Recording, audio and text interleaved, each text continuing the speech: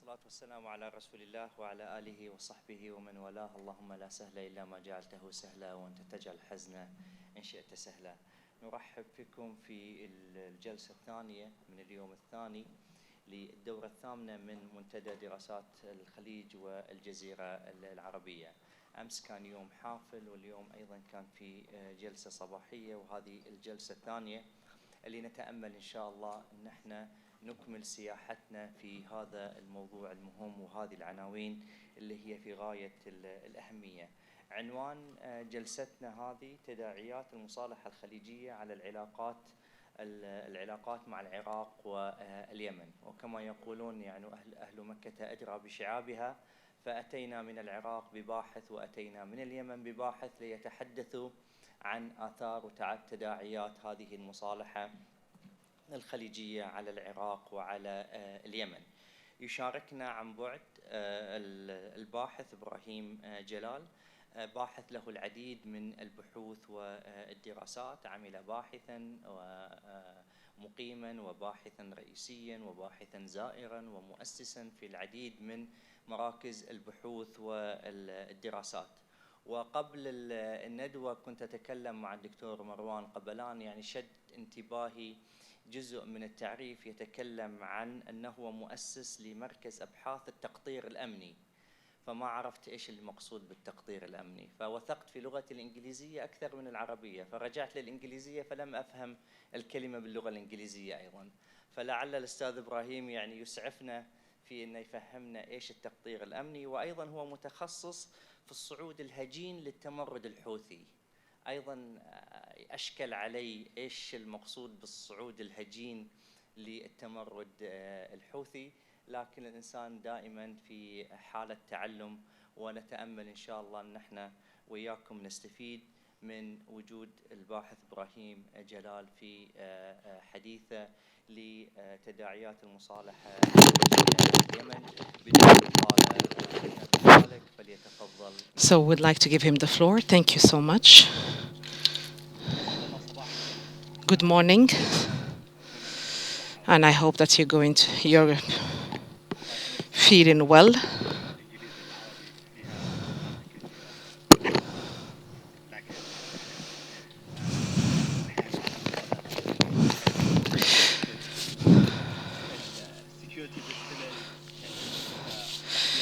So the Security Distillery is a research institute. I do pay attention to the small details that we have worked on as students. That was established at Glasgow. I was hoping to be with you in person in Doha, and I thank the Arab Center for inviting me and shedding light on many important issues. Our talk today is the GCC reconciliation prospects and implications for the conflict in Yemen. The conflict in Yemen is both complex and interlinked with many other issues, and the former American ambassador Barbara Butin said that those who do not understand the complexities of Yemen tend to oversimplify it, or something to this effect. The Al-Hurr summit may have changed the main causes or reasons for the crisis, but in fact the main and root causes still there. They remain, as was mentioned by many of our speakers in this conference or this forum, and the repercussions will be there on the conflict in Yemen, but they nonetheless may be indirect and not long-term, as was said. But I'll try to divide the history of the conflict into three phases. First, the Arab Spring, then the Arab intervention, and thirdly, the period of the blockade on Qatar or the siege on Qatar. Gulf countries consider that Yemen is the southern gate geostrategically to it on the world map, and that is due to many reasons. But the central point here is the absence of a joint policy within the Gulf towards Yemen led to competition once, and the competition led to consequences which had a negative impact sometimes. Before anything else, I must say that talking about Yemen is difficult, and talk about the role of the neighboring countries in Yemen objectively is very difficult and very sensitive. I'll try to be as objective and methodic I can to allow the audience to take part. You have 16 minutes. Thank you. Please remind me 5 minutes before the end. The first phase, which was the phase of the Arab Spring, the reactions of the three countries varied, and this was contrary to the United Arab Emirates and Saudi Arabia. Qatar supported the Arab Spring, and they used their soft power, and which is called as Al Jazeera effect, to give voice to those who called for reform or sometimes regime change. The other aspect was to support the political Islam like Al-Islah in Yemen. This was a manifestation of the help provided by Qatar, in addition to diplomatic, which helped Ms. Tawakkul Karman to gain the Nobel Peace Prize. And the other two countries, Saudi Arabia and UAE, played an active role in trying to contain the Arab Spring through the Gulf Initiative, and Qatar has played a role in this, despite their opposition of the position taken by Saudi Arabia and UAE, and this intifada or uprising, which was in fact a reflection on the division in Yemeni society between the people and masses who gathered in the 70 square in Sana'a and the ruling elite. And Mahran Kamrava wrote about the counter-revolutions in the region and the mention of the deployment of Saudi-led Gulf Shield forces to contain the uprising in Bahrain. These two countries, Saudi Arabia and UAE, were trying to enhance their partnerships inside Yemen. Qatar was trying to enhance its partnerships with Al-Islah movement or party. Saudi Arabia was more concerned with the security aspects and the fear of the Arab Spring spreading into Saudi Arabia itself or the rest of the region, and fearing the domino effect. The UAE mainly was fearful of the political Islamist movements, and this is reflected in the different positions taken by these countries.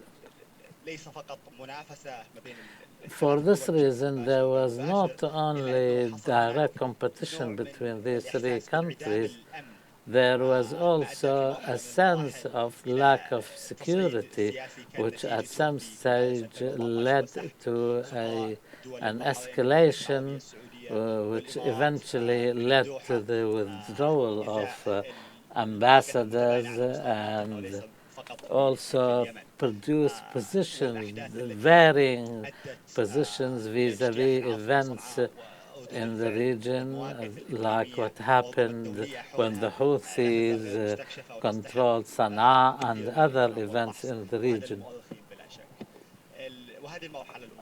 This was the first phase or stage. The second stage was to move from the stage of intifada or uprising to the coup d'etat, and led the three countries to be partners in the Desert Storm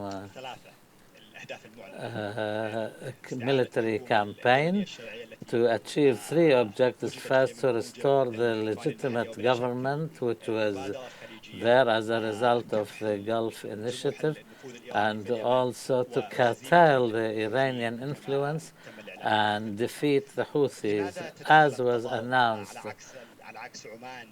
Why Qatar has interfered, despite Qatar's partially differing in its position with the other two countries, unlike Oman, who did not want to interfere at all. And why has Saudi Arabia and UAE took into account the differences in their interests, and yet they joined the military campaign? The role of Qatar in the military operations was very limited according to official declarations. The Qatari government sent 10 fighters and deployed around 1,000 troops on the southern borders of Saudi Arabia with Yemen, and provided technical support, and also tried through the propaganda setting to provide support through Al Jazeera in the field of media, and the Qatari Air Force has put in 2,000 hours of flight in comparison with the Saudi and Emirati airplanes, which put in 500,000, according to a statement by Al-Mazrou'i, who is the deputy chief of staff in the UAE. The UAE sent 3 fighters and deployed around 3,500 troops. At some stage, they have reached 15,000, as it was reported, despite recruiting local militias according to different regions, and also the so-called Southern Resistance Force and the Security Belt forces. Also, there was high-level coordination between the UAE and Saudi Arabia, which played a main role in the division of labor within the coalition. So why has Qatar joined this coalition, and what was Qatar's objective? Few things can be said about that. First of all, the importance of the symbolism of supporting and siding with and solidarity with the other two countries. And this is a cornerstone in Qatar's foreign policy in the region, and also to support their partners inside Yemen. In 2017, Sheikh Khalid Al-Atiyah was the defense minister, Qatar realized the importance of its involvement, but they were not inside Yemen. They were only on the border, trying to protect the borders of Saudi Arabia rather than involving in the fighting itself inside Yemen. This reflects Qatar's position. As for the UAE, and Elias says the UAE was motivated by its own strategic interests rather than the declared objectives. So the three, they were against the Muslim Brotherhood, the Houthis, and the Fifth Column, and Al-Qaeda and its affiliates. Also, the economic aspect to consolidate the role of the ports of Dubai and the ports on the Red Sea and Socotra, for example, is strategically important for Bab al-Mandab and other gateways. The Gulf of Eden, the Horn of Africa, where there are limited military bases and contracts which consolidate the role of the UAE. Saudi Arabia was motivated by its security fears, and like Oman, due to the joint geography, and in the days of Ali Abdullah Saleh, Yemen had a strong military arsenal, and the increasingly worrying role played by Iran on the borders of Saudi Arabia, and these were the reasons for the three countries. The third stage, when Qatar ended its involvement on the 5th of June 2017, and withdrawal from the coalition. This has led to the legitimate government of Yemen losing an important partner, especially in the role of the media and public relations, and also the coalition part, including the leadership of the coalition, could not fill the gap left by Qatar's withdrawal from the coalition. And also the ability of the coalition to impact public opinion in the absence of Qatar, and also in addition to their direct interest in Yemen and their vision of war and peace. All of this has changed. Even the name from the Arab coalition was changed into the Saudi Emirati coalition. And also there was the incident of the killing of 30 civilians, and after 4 days after the start of the crisis, as a result of the blockade imposed on Qatar. You have 5 minutes left. Thank you.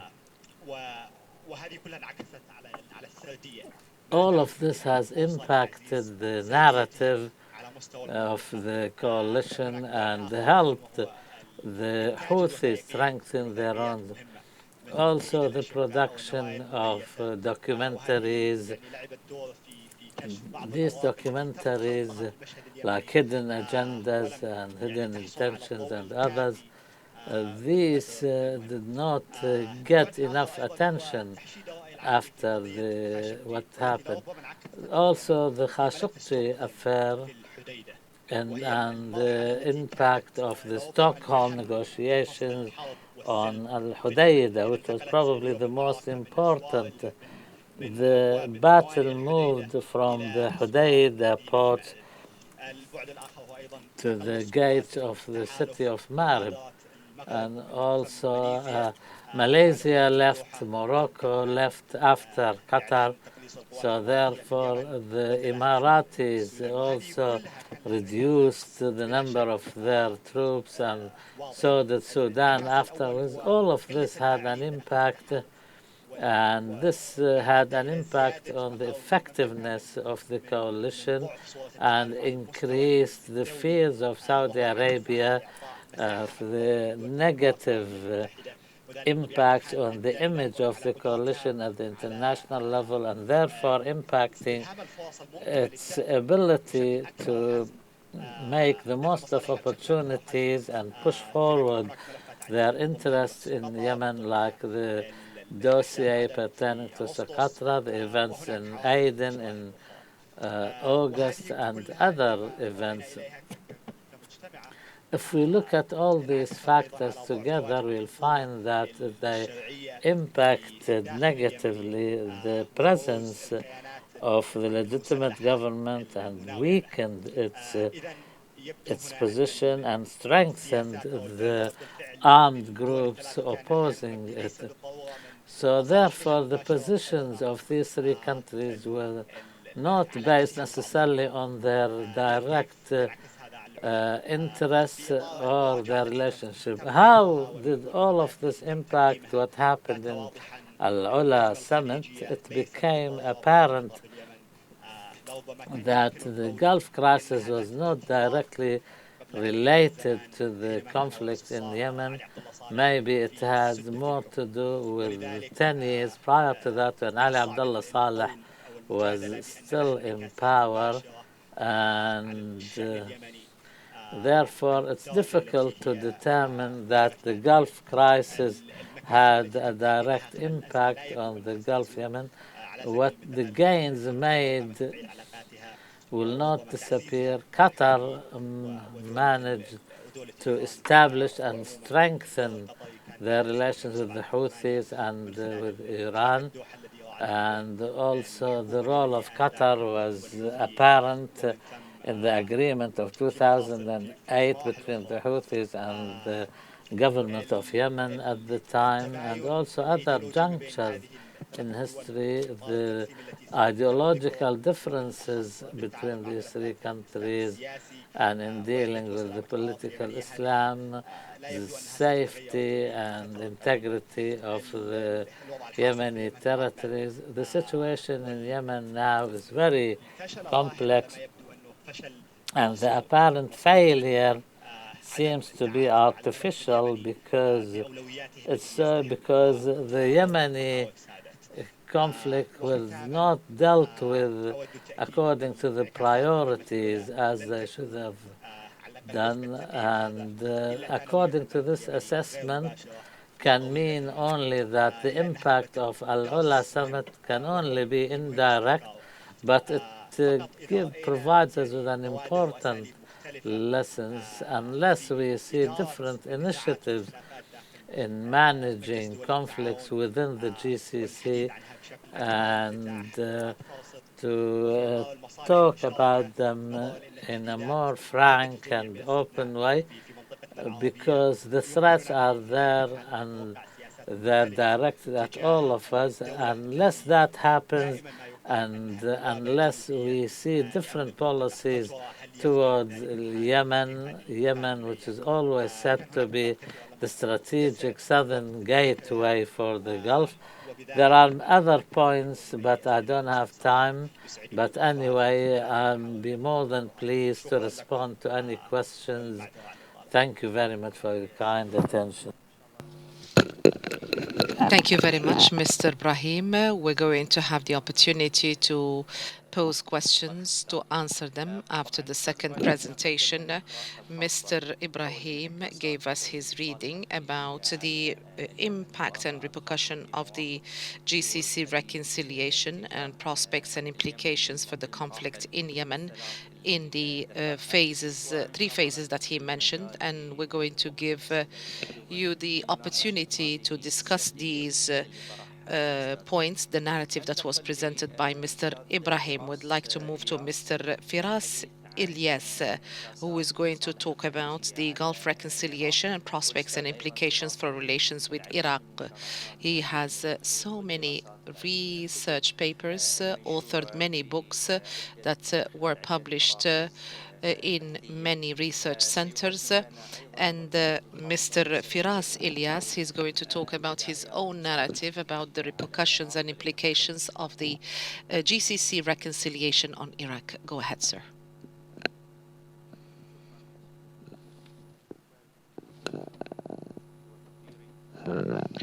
Thank you very much, Mr. Chair.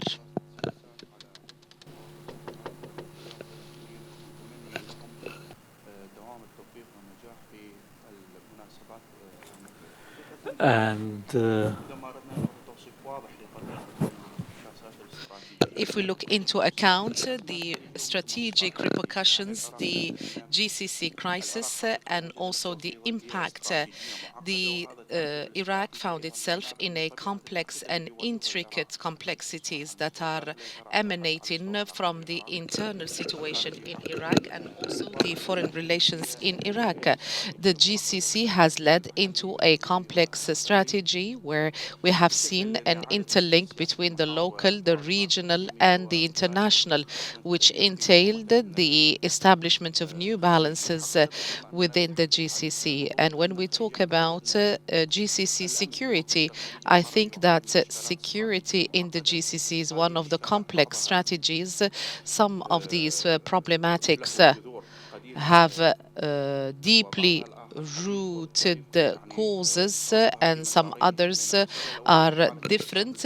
We talked about the strategy and the problems that the GCC countries are facing from.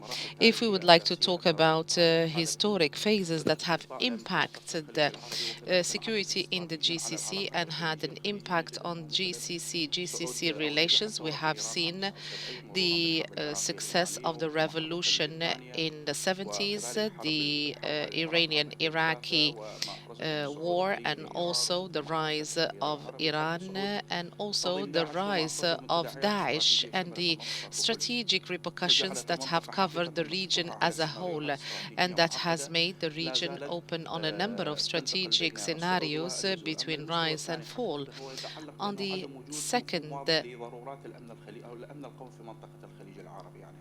parameter, we can talk about this security. Is it a necessity or is it a strategy? If it is a necessity, why have we found the impact of the system in diagnosing the basics in order to build the strategies that can ward off any of those crises? And if this is a strategy, why don't we find a consensus about these bases, and also to reproduce a new definition and also the parameters of the strategy that can be sought? And on this basis, if we'd like to talk about the GCC crisis, I think that the GCC crisis has led into three outcomes. We have a number of new forces that found a strategic catalyst, and if we would like to talk about Iran and Turkey and other regional powers that found in the GCC crisis a strategic threat that entailed a quick solution in order to deal with the situation internally. And there are some other countries that have found in the GCC crisis a strategic knot. And since Iraq is the topic of our discussion today, if we would like to give a clear description of the position of Iraq vis-à-vis the GCC crisis and also the GCC reconciliation in Iraq during that period, particularly with the entry into the GCC crisis, there were three viewpoints, and these viewpoints are not official. Everybody knows that the political system is a consensual parliamentary kind of system, So the elections normally lead to a winner, but there is more of a consensus, and this is the basis upon which the elections have taken place since 2003. And consequently, I think that these three viewpoints, even if they have not reflected the official position of Iraq, they have impacted the way the decision makers in Iraq dealt with the GCC crisis. There are some who tried to underline the importance of aligning with Qatar, saying that the forces that are effective in the region are the ones that are effective in Iraq, such as Turkey. And some other voices said that there should be alignment with the Emirates and Saudi Arabia, saying that the relationship between Iraq and these two countries have started witnessing some development in 2017. And there are some other calls that have been saying that there should be some positive neutrality to preserve all relations and also to try to ward off any strategic repercussions that can be the result of this strategy or this crisis. These three points of view have been the result of the confusion that prevailed in 2003. And if we would like to describe the relationship between Iraq and the GCC, up to now, these relations have been unstable. So we have seen so many phases that the relationship between Iraq and the GCC have gone through. The first phase is the phase of hesitation between 2003 and 2006, and this hesitation emanated from the fact that the GCC countries as a whole found in political change in Iraq a kind of lack of clarity, and also the political system that was looked at the GCC as a threat, that was seen as a threat, with another political system that started looking at the relationship with the GCC from an intersection point of view. So this has led to some hesitation, and the GCC did not want to take any steps that would make the relationship much more complex. So that is why they wanted to give an opportunity for more time for the relationship to become better.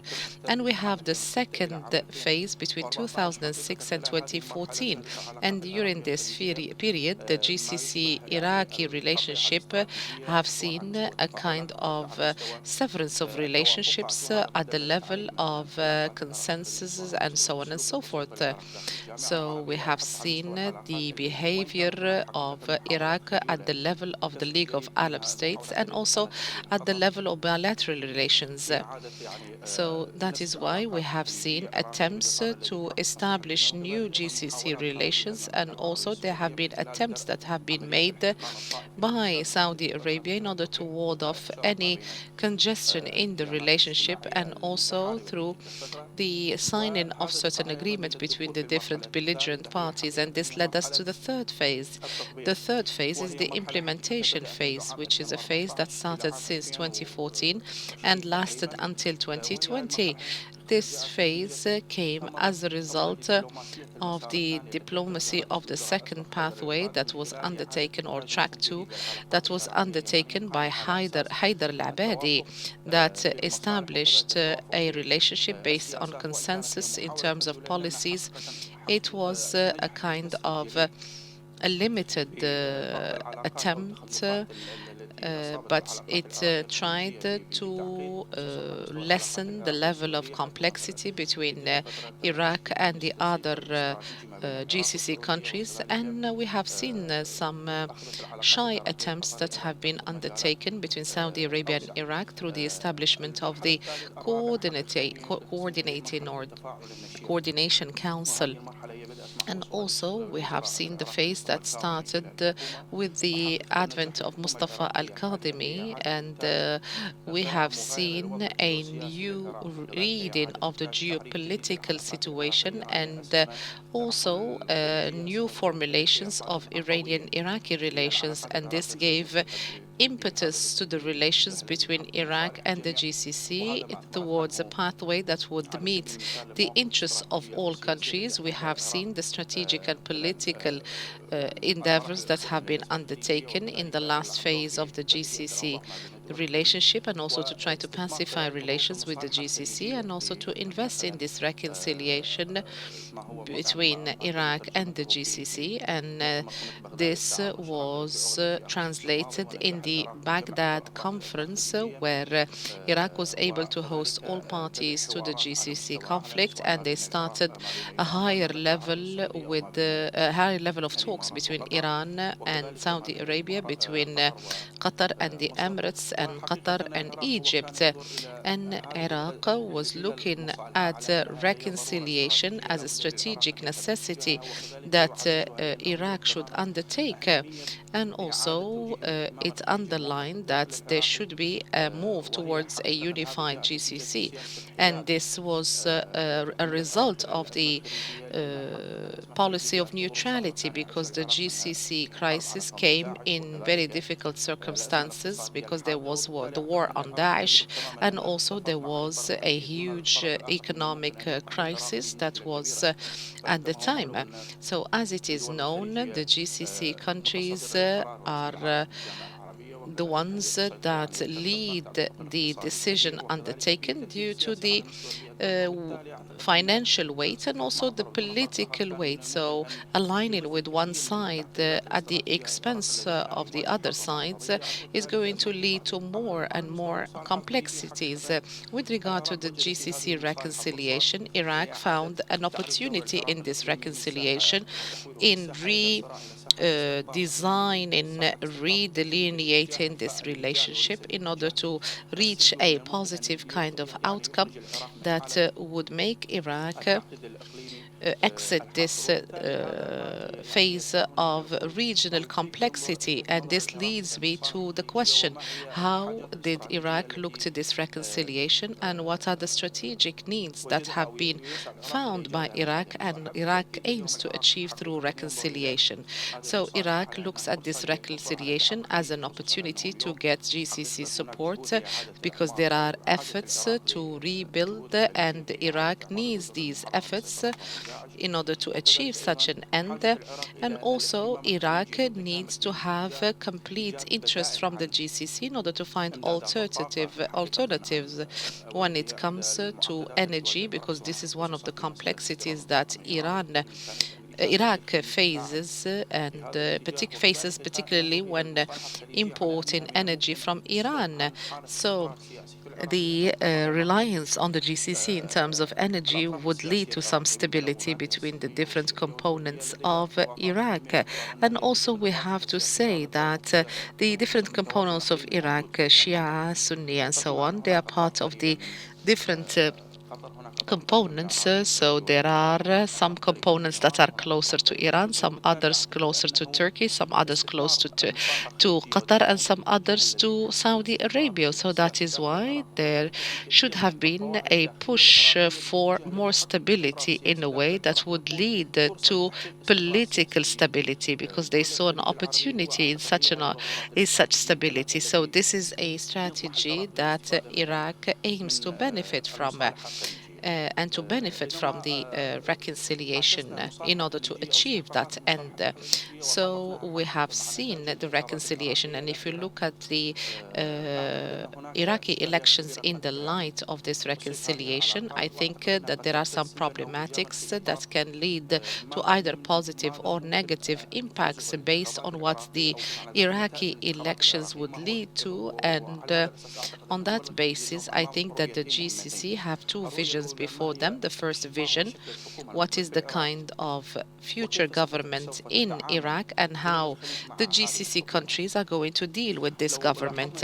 If we look at the fifth round that had been postponed between both Saudi Arabia and Iran, that was supposed to start in the coming phase, and this was due to the fact that Iran and Saudi Arabia saw the impetus that was underlined by Iraq in order to link between the two arch enemies, Saudi Arabia and Iran. So that is why they think that the situation is not going to continue as it used to do during Mustafa al-Kadhimi, and perhaps this is going to lead to strategic losses if a new government comes that is not going to be perhaps as supportive as al-Kadhimi's government was.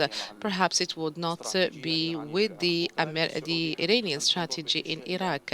And also Saudi Arabia sees that any commitments that can be given to Iran without meticulous calculations for the future, so there might be a complex strategy. So that is why this round of talks had been postponed to a coming phase up until the scene and the picture is complete and clear.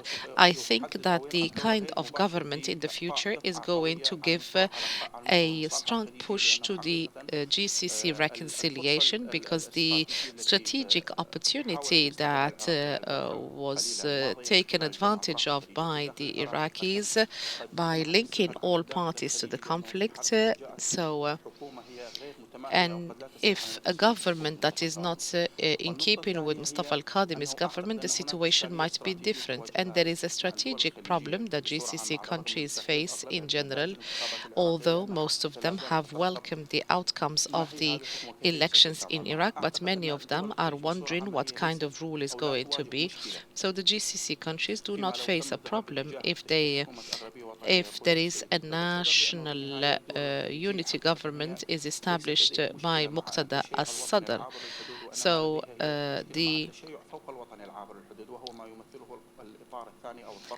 because the GCC countries do not have a problem with the Shiism that is spilling out of the borders. So these two problematics are going to delineate the future of relations between Iraq and the GCC, and also the opportunities for a continuation of reconciliation, because the conditions have not been met. So what is being now on the ground is a repositioning of power and a rediscovery from the part of the countries of the crisis and also the countries of reconciliation to rediscover pathways of trust between them and the other parties. So there are some alliances that have been established, and the state of Qatar still keeps its alliances that it used to have during the GCC crisis and in the aftermath. And also we have seen some flexible moves that have been made by the other part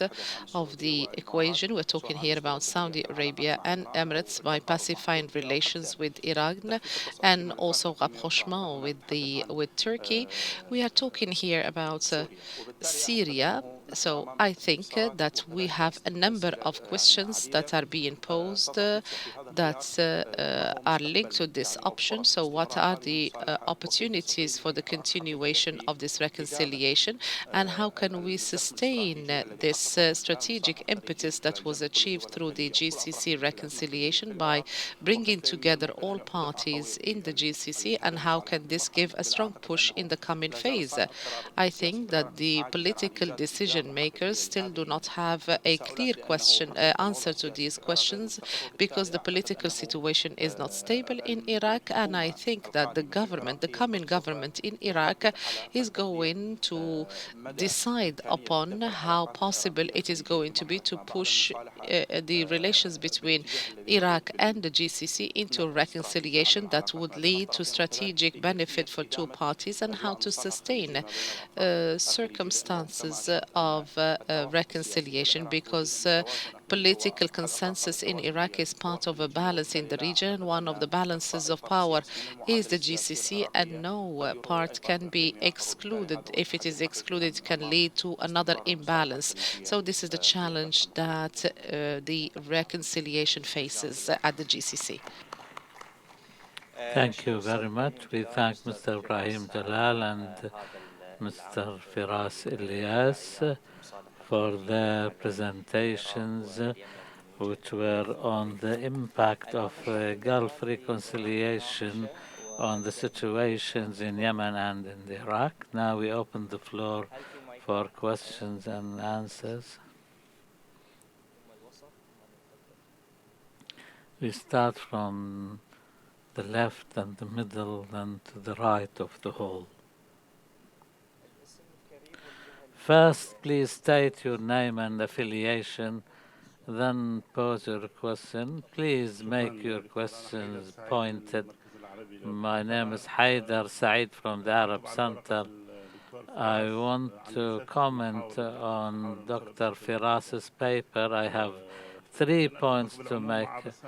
Generally speaking, I agree with him, but we need some more details. First of all, the relations of Arab countries with Iraq. I agree with the main pillars of his presentation, although I beg to differ a little bit, because there's always said that the change comes from Iraq. I think in 2014, with the emergence of ISIS and the late King Abdullah expressed a vision when the countries, the Arab countries like Saudi Arabia, UAE, Jordan, Qatar, and Turkey moved from supporting the Sunnis, moved to supporting the government, regardless of who it was. I live in Qatar, and I feel that there was a sense developing that the absence of Iraq as a regional power was not in the interest of Arab countries, and the return of Iraq is important, to return to the Arab fold. The second point, yes, Iraq was going through a period of positive alignment or non-alignment, but Iraq thinks that Saudi Arabia is a major country, and Iraq Saudi Arabia is the gateway to improving Iraq's Arab relations. This architecture was established by Prime Minister Al-Abadi. Al-Abadi and Al-Kadhimi is just an extension of Al-Abadi. Any movement closer to Saudi Arabia will necessarily push Iraq away from Iran, and also can allow Iraq to play a role of mediation between the Arab bloc like Saudi Arabia and other countries and Iran on the other side. We take 3 questions and then we give the floor to the panelists. Assalamu alaikum. Majid al-Turki from Saudi Arabia. My comment is general, it's not directed at either of the panelists. Despite, well, I mean, with all due respect of the efforts made by the panelists, I think they base their analysis on the apparent events rather than strategic, deep analysis. I think this is a methodological defect to try to understand the Gulf reconciliation based on these apparent events, and I hope that these papers to be slightly different. Maybe the lack of time forced you to speak in bits and pieces rather than provide a complete, comprehensive picture. Secondly, there was no deep-rooted analysis of what's happening inside Iraq and Yemen, and everything was based on the outside influences. Dr. Firas I understand what you're trying to say. Maybe you couldn't speak directly because since 2003, Iraq does not have the ability to have its own decisions because it's under the Iranian influence and hegemony. Even now, even recently, as a result of the elections, the Prime Minister's residence himself was bombed, and Iraq cannot be independent from Iran.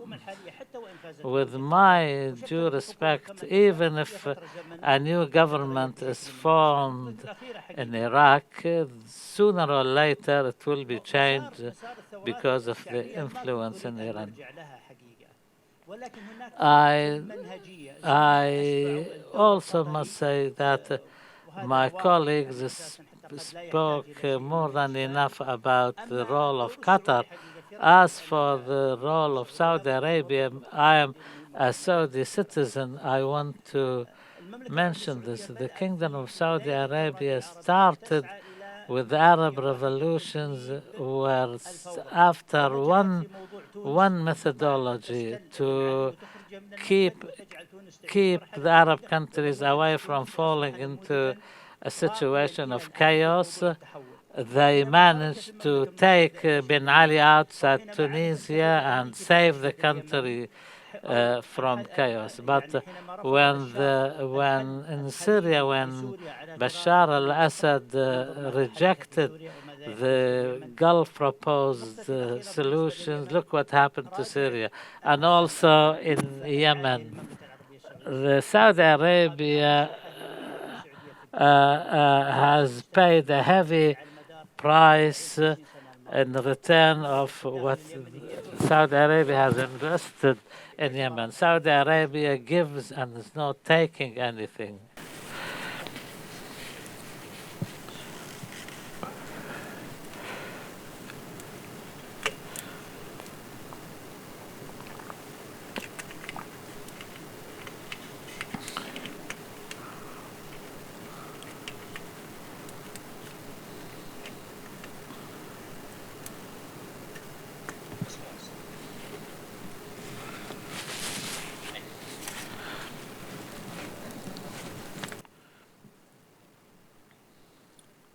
We cannot hear the speaker. The speaker is not using a microphone, or the microphone is not on.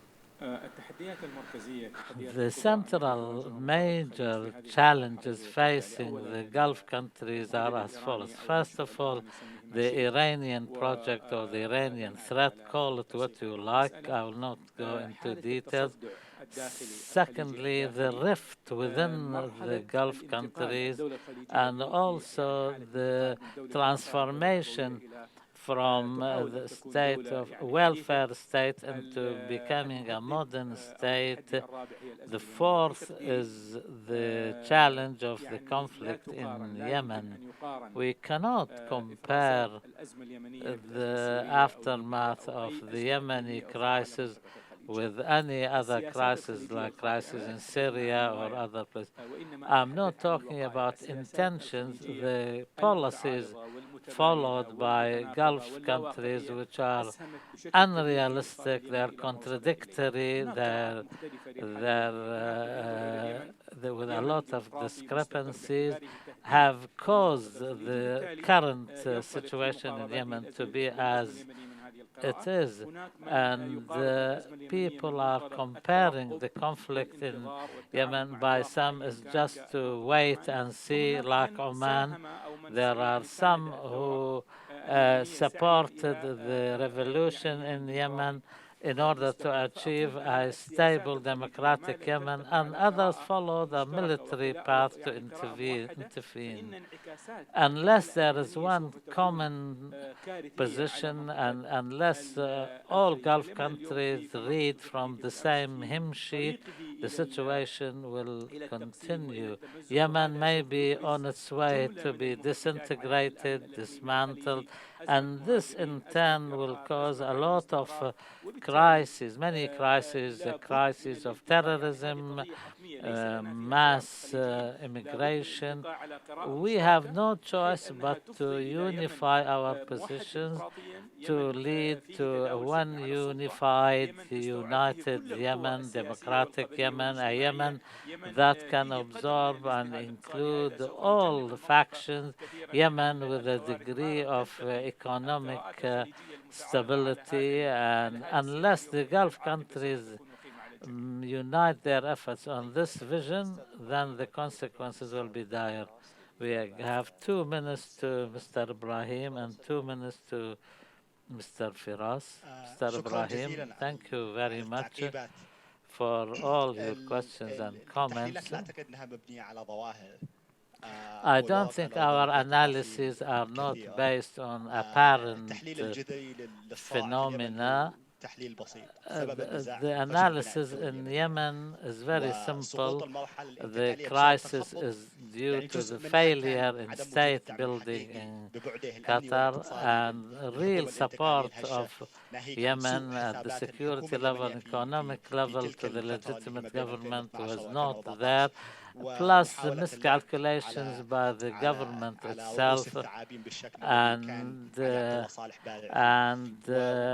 what the game that Ali Abdullah Saleh used to play in, dancing with the devil, this is not achieved now, and also the war scenario as a result of the growing Iranian role, which does not need any detailing. As for the importance of one unified approach by Gulf countries, yes, Yemen is the strategic backyard for Gulf countries. Unless there is the intention to expedite these efforts, the consequences are dire now, and there will be even more so in the future. And whether we're talking about the safety of the sea lanes or the borders with Saudi Arabia or the Sultanate of Oman, I think the paper, generally speaking, has concluded this, whether implicitly or explicitly. Mr. Firas? Very quick flashes. First of all, I thank Dr. Haider and for his comments. Yes, Iraq's Arab relations, as you said, and as was mentioned in the paper, started in 2014 as a result of the diplomacy adopted by Mr. Al-Ibadi and also Al-Kadhimi, who was more forthcoming in his attempts. Mustafa Al-Kadhimi translated the ideas, previous ideas by Al-Abadi, going further, like some projects, the new Sham and the railway linkage between Mecca and Karbala. Also, there is a lot of interest by Gulf countries in Iraq because they realize the importance of reintegrating Iraq with the Arab into the Arab fold. Of course, Iran, we cannot ignore Iran's role because it's a it has a very strong presence alongside the United States. And the United States and Iran have played a role in forming all governments and the architecture of the political scene in Iraq. How can the reconciliation in the Gulf impact Iraq? I think definitely Al-Kadhimi's success in producing a different vision and redefining Iraq's regional role from a place where all the other plans meet into a side which can initiate its own plans and start its own relations. As for our Our Saudi friends' question, nobody can disagree on Iran's role. I have a book published, a year ago on the role of Iran in Iraq, and also you will find more details about the details of Iran's influence and the influence on Iran's influence on Iraq's foreign policies and Arab policies, and even Iraq's votes inside the Arab League, and also the impact on Iraq's political decisions. I think, if you allow me half a minute, there is a problem in the Gulf with how they see the situation in Iraq. They misread the situation. They confuse the situation by thinking that the entire political vision in Iraq is pro-Iran. It's not so. The political classes, ruling political classes, may be so, but the population, by and large, is not. For this reason, we see the massive popular demonstrations. Yes, of course. There is. We'll start another round of questions.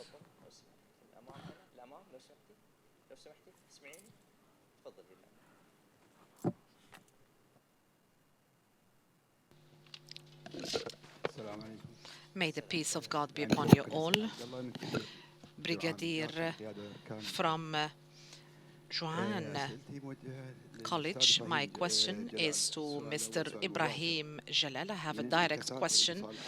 Amongst the repercussions of the GCC reconciliation, do you think that the Houthis and other Yemeni parties would push to end the war in Yemen, in addition to Oman as one of the countries participating in the mediation? Don't you think that the problem of Yemen is an internal problem that was exploited by the outside because they wanted to sideline the other parties? Also, the lack of trust amongst powers within Yemen. So Yemen unified politically, but not at the popular level. They keep on talking about this one is from the south and this one is from the north, and the same applies to the brothers from Iraq.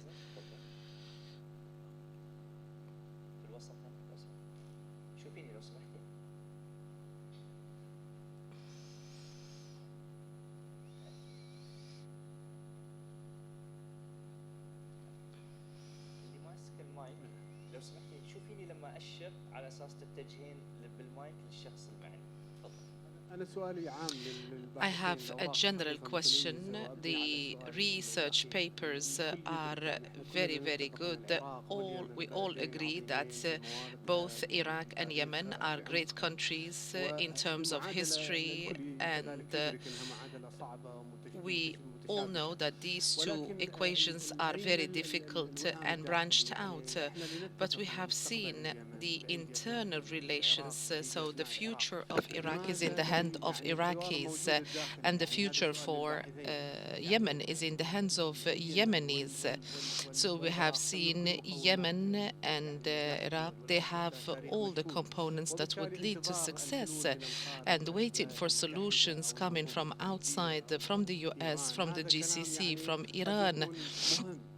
I think saying this can be very important and a very important component of the equation. I do not think that we should forget about Yemenis because of the level of destruction, the brain drain, and this black tunnel that Yemenis and Iraqis find themselves embroiled and pushed into.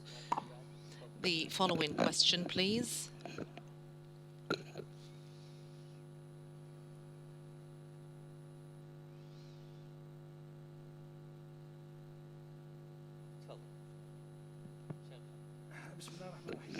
In the name of God, the most compassionate, very briefly, so as not to waste time, if you can introduce yourself.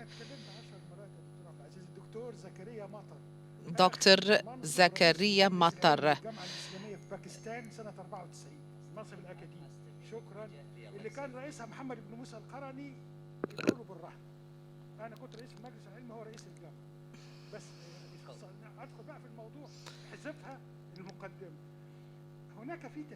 So there is a similarity between the catastrophe in Yemen and the catastrophe in Iraq, the objectives in both Yemen and Iraq. So what is required is that Iran and those who fight in Yemen, what they want, they do not want a state that will threaten Saudi Arabia because there is Jizan and so on. And the same applies to Iraq. Iran is not going to allow to have a strong Iraq. And the US and Israel. I was a professor in Basra University between 1979 and 82. I attended and saw the first Iranian-Iraqi war until the fall of Haram Shahr. So the points that should be taken into account in this scenario is that the United States of America wants to have a strong Iran, but in a way that would not threaten Israel, but it should be a deterrent force to the Sunni component. Otherwise, they will sell weapons to who? This is a point that should be taken into account. So the Bremer institution or constitution. So the Arab component also. So we have to look at this matter from this perspective. Iran says death to America, but they have not killed any Americans, and they have killed thousands of Sunnis.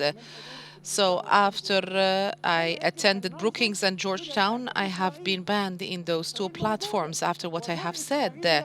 So the role of Israel is known to everybody. Everybody knows those who think that there is an animosity between Iran and the US. They are wrong in thinking so.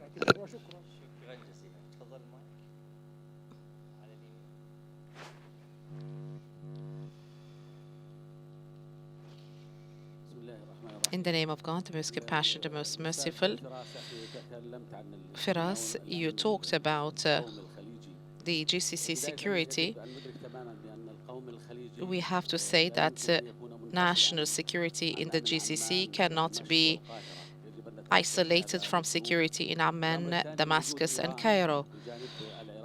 And also having Iran next to Iraq and at the heart of Iraq, and Yemen, and so on and so forth. And there are agreements of cooperation between China, Iran, and so on.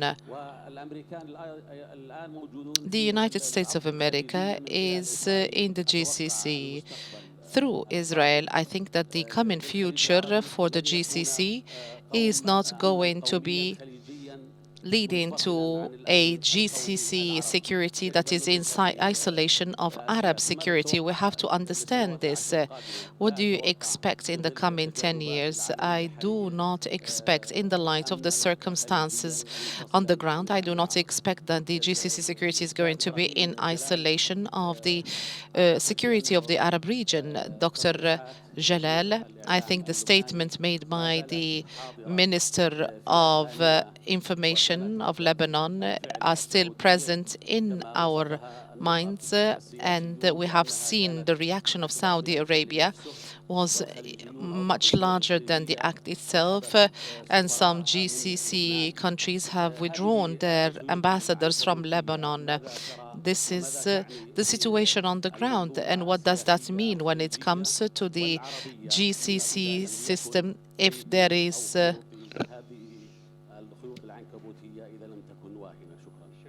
so what is going to happen in this regard? We'd like to go back to the panelists. 2 minutes for the Mr. Ibrahim, and 2 minutes for Mr. Firas. Maybe 2 minutes is not going to be enough for all the questions that have been posed. So how can we invest relations, the relationship between Qatar and Iran? It has become clear. So when we talk about the steps undertaken with the Houthis are not very large, and the relationship with Iran was very cautious, particularly the economic relationship between 2017 and 2021. And Qatar plays the role of the facilitator directly and indirectly. And in addition to Oman, if there are any joint efforts exerted, this would be a prelude for a GCC view as to how relations should be in the efforts to have political dialogue and dispute resolution. The question by the brigadier saying that the situation in Yemen is an internal matter. Yes, monopolizing power, yes. We used to be a democracy in a scene where there were so many monarchies. But it seems up to now, to some extent, in the light of the political systems available, the situation is very thorny indeed. So monopolizing power was the behavior that was normal in the light of the chaos in Yemen. Perhaps some others would go back to the past and say perhaps authoritarian stability would have been perhaps even better than this war that we are living today. So before the unity, we were a people, and after that, we became two peoples, and now we have become so much dismantled and fragmented as a result of this polarization. So talking about the Yazani problematic, waiting for initiatives undertaken outside the country, and these attempts have played a very important role in efforts to a solution. There are so many initiatives. Dialogue with the Houthis started in 2004, although there were attacks and also there were campaigns in order to combat a number of insurgency and so on. And we have meeting between Al-Liqa al-Mushtarak and the National Dialogue in 2009, and they reached a dead end. My father wrote a book 2020 in 2010, and he said that Yemen has reached a gray area. So how the opportunities are going to be reached, and we have reached a dead end as a result of the situation. The last point about the statements that have been made by the Minister of Information of Lebanon. The interaction with these statements is a diagnosis of a larger reality and how Iran dealt with this matter in Sana'a. The Houthiyuna have named one of the streets George Qardahi Street. This has so many dimensions. It has to do with strategic competition between the different poles in the region, Iran and Saudi Arabia, and the third component, which is the non-Arab component. And I would like to stop here. Thank you very much. Microphone, please.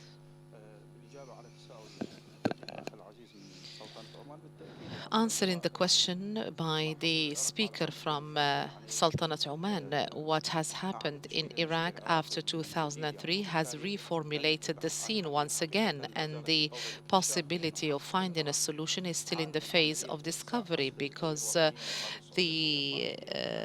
Iraq suffered from the absence of the national country or national state and the rise of the Ummah. There have been a number of issues that have had negative repercussions, and since October 2019, there is a rediscovery of the Iraqi self and giving a push to national identity to have precedence over other branched out identities within Iraq, and also the impact regionally and also culturally, and also to establish a healthy political system that can be viable and that can enjoy political legitimacy. because today there is a dissociation between a political system that does not have the least components of legitimacy, and those behind it are those who have carried out a coup against the legitimacy and the level of polarization that we have seen during the elections. But we can bet on a number of components in order to make Iraq regain its position with regard to national security at the level of the GCC. So this moves within a number of circles, small, medium-sized, larger, and foreseeable, and so on and so forth. And when we talk about national security in the GCC, we do not talk about just a small circle. We talk about the different levels that would include Turkey, Iran, Jordan, North Africa, Caucasus, and Central Asia, and the international level. So these are interlinked and they play a very important role when it comes to the establishment of security in the GCC and the position and situation of instability. We'd like to take another group of questions, if there are any. Do you have any other questions, any queries? So we have been very useful with time. We have given ample time to the panelists in this session and the attendees with us here in this hall to present their ideas, their questions and queries. And we would like now to go back to the panelists and give 2 minutes to each one of them to give a concluding intervention in this session, and also if there are any points or topics that have not been underlined fully due to the time constraint. Mr. Ibrahim. Microphone, please. We cannot hear the speaker, I'm afraid. We cannot hear the speaker, I'm afraid.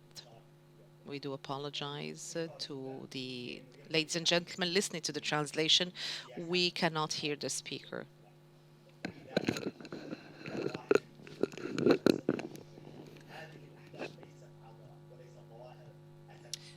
We do apologize to the ladies and gentlemen listening to the translation. We cannot hear the speaker, I'm afraid.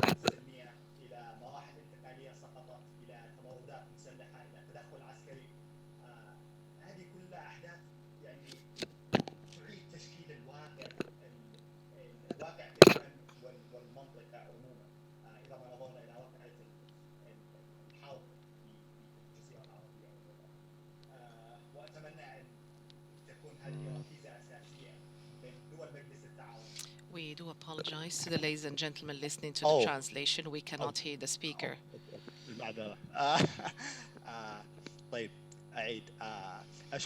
I would like to thank you very much for the questions and the comments that should be taken into account. I have 3 main points. The first point, which is we have to learn from the policies of the last decade that have been undertaken by neighboring countries neighboring to the Yemen, and during very important and pivotal stages. These are not easy things.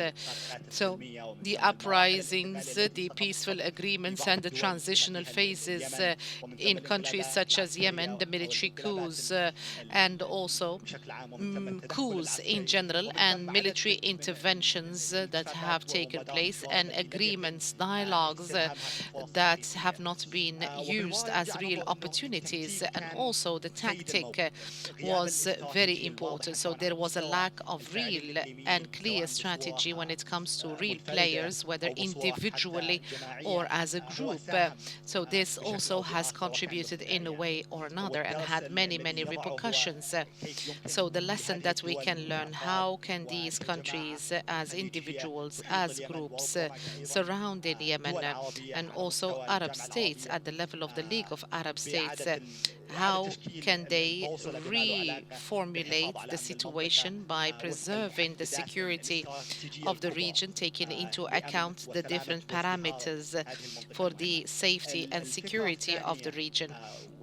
The second point, we have had the national dialogue idea that was the main platform that has led to solutions of so many cumulative problems, the unfair distribution of power, renewal of reforms and transitional justice. All of these have failed, and I'm working on a paper that is going to study this particular matter. So the intentions of the different parties were very, very clear. So we have seen what has happened in the many regions have continued even during the dialogue. So this shows that dialogue undertakes a certain method. So it was a tool. And the last point that I would like to talk about, dialogue sometimes can be a tactic to reach other aims and also to transform the military gains. And I would like to thank you very much. Thank you. So you talked about the GCC reconciliation and the different pathways. I think we have to conclude with three main points. I think we need to have a real strategy that would deal with the situation. So all the strategies that are being faced by Iraq are part and parcel of the issues and problems that the GCC is facing. So Iraq is in the northern geopolitical belt of the GCC. So with regard to the interests of the GCC, so they should differentiate between political Iraq and social Iraq. So there might be so many problematics on a political level, but when it comes to social Iraq, the social component of Iraq, you can is of interest, and this is very important when it comes to the different bases of identity and also freedom of expression and so on and so forth. These are very important social components that should be taken into account. That is why we have to have a clear GCC discourse that would contain this Iraqi incubation, and also because this is part and parcel of the security of the GCC countries. I think that there should be a rediscovery of the self within Iraq, and that there is a social environment that would give an opportunity for the GCC to rediscover itself inside Iraq, because after 2003, the absence of Iraq has led to a vacuum that was filled by both Iran and Turkey. So that is why there should be tools that should be based on the exchange of interest and not based on the exchange of animosity, because animosity can lead to strategic problems that do not stay at the borders of Iraq, but also Iraq and its neighboring countries. I would like to thank you all, Dr. Ibrahim Jalal and Mr. Firas Elias. I would like to thank you for your distinctive contributions in this session, which is the impact of the Gulf reconciliation on relations with Iraq and Yemen. I would like to thank you very much for your interventions, your questions, your queries, and since I am taking part personally in this forum and not officially, and I do not represent the Ministry of Foreign Affairs in this forum,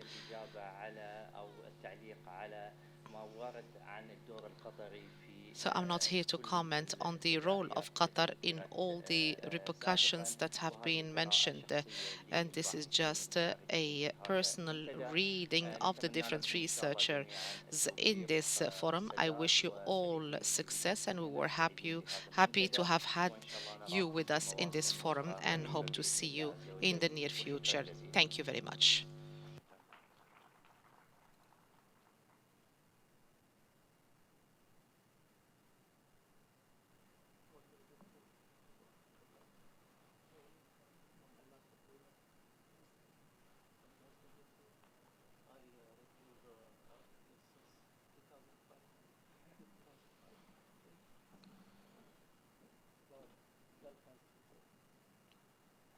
السلام عليكم ورحمة الله وبركاته. أهلا بكم في هذه الجلسة التي ستعقد ضمن جلسات هذا اليوم، والتي ستكون بعنوان تداعيات المصالحة الخليجية على علاقات دول مجلس التعاون في إقليمها.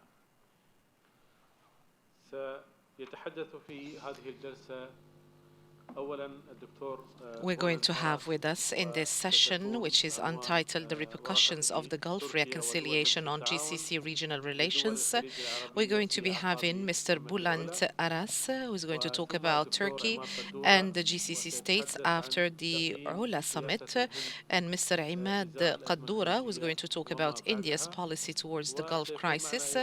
And we're going to have with us also via Zoom we're going to have Mr. Mohammed Al-Sharqawi, who is going to talk about opportunities to encourage Gulf reconciliation in the post-US withdrawal from Afghanistan. Dr. Mohammed, can you hear us? Dr. Mohammed? Dr. Mohammed, can you hear us?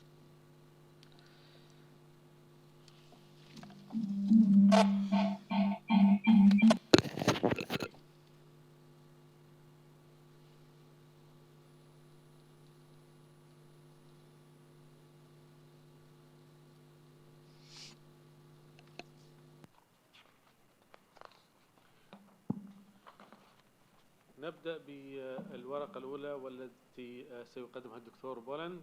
طبعا الدكتور هو خبير أول في القياس واستطلاعات الرأي وأستاذ زائر للعلاقات الدولية بجامعة قطر. So we're going to have Mr. Bülent Aras, who is going to present a paper entitled Turkey and the GCC states after the Ula summit. So he's going to be given the floor shortly. So he has authored many studies and books in a number of periodicals and peer-reviewed periodicals. So the paper is going to be presented by Mr. Bülent Aras, and who is going to talk about the GCC states and the relationship with the Republic of Turkey, and after the signing of the hosting of the Ula summit. And also talking about regional competitions between the GCC and also the end of the diplomatic disagreement and also the role of Joe Biden when it comes to the reconciliation that took place. So, Mr. Bülent Aras, the floor is yours, sir. Thank you, Mr. Chair. My presentation will consist of several parts. My main duty is to describe the post-Al-Ula period, but however, such a presentation requires some background information. Well, there are several phases of Turkey's involvement and engagement in the GCC area. One is the one before the so-called Arab Spring. This is actually the post-AK Party period in Turkey. When AK Party, the Justice and Development Party, came to power, they claimed a new foreign policy line, which is called Zero Problem with Neighbors. This policy assumed solving the problems in the neighborhood. Turkey has more or less 12 neighboring countries, and in that period, Turkey was having problems almost each and every neighboring country. And that was keeping Turkey in its neighborhood, and Turkey was not able to go beyond the neighborhood. So the Justice and Development, or AK Party policy, aimed to solve the problem in the neighborhood and be able to go beyond. And actually, you know, in particular, up until 2010, this policy has been quite successful. Turkey was able to solve the problems with the exception of Armenia. Indeed, Turkey was closest to solve it, even, you know, with Armenia, due to the, you know, what's called the football diplomacy, but which failed in 2010. With the exception of Armenia, Turkey developed, some sense of good relations with the neighbors. And from that period onward, this happened through the 2004, 2005. And this was also largely due to Turkey's EU process, which was going very well at that time. That's also part of, involvement in the EU. The EU assumes a member or the prospective member countries to solve the problems with their neighbors, and in that way, EU will not, import any problematic country in its main body. And from 2004 onward, Turkey tried to look beyond the neighbors,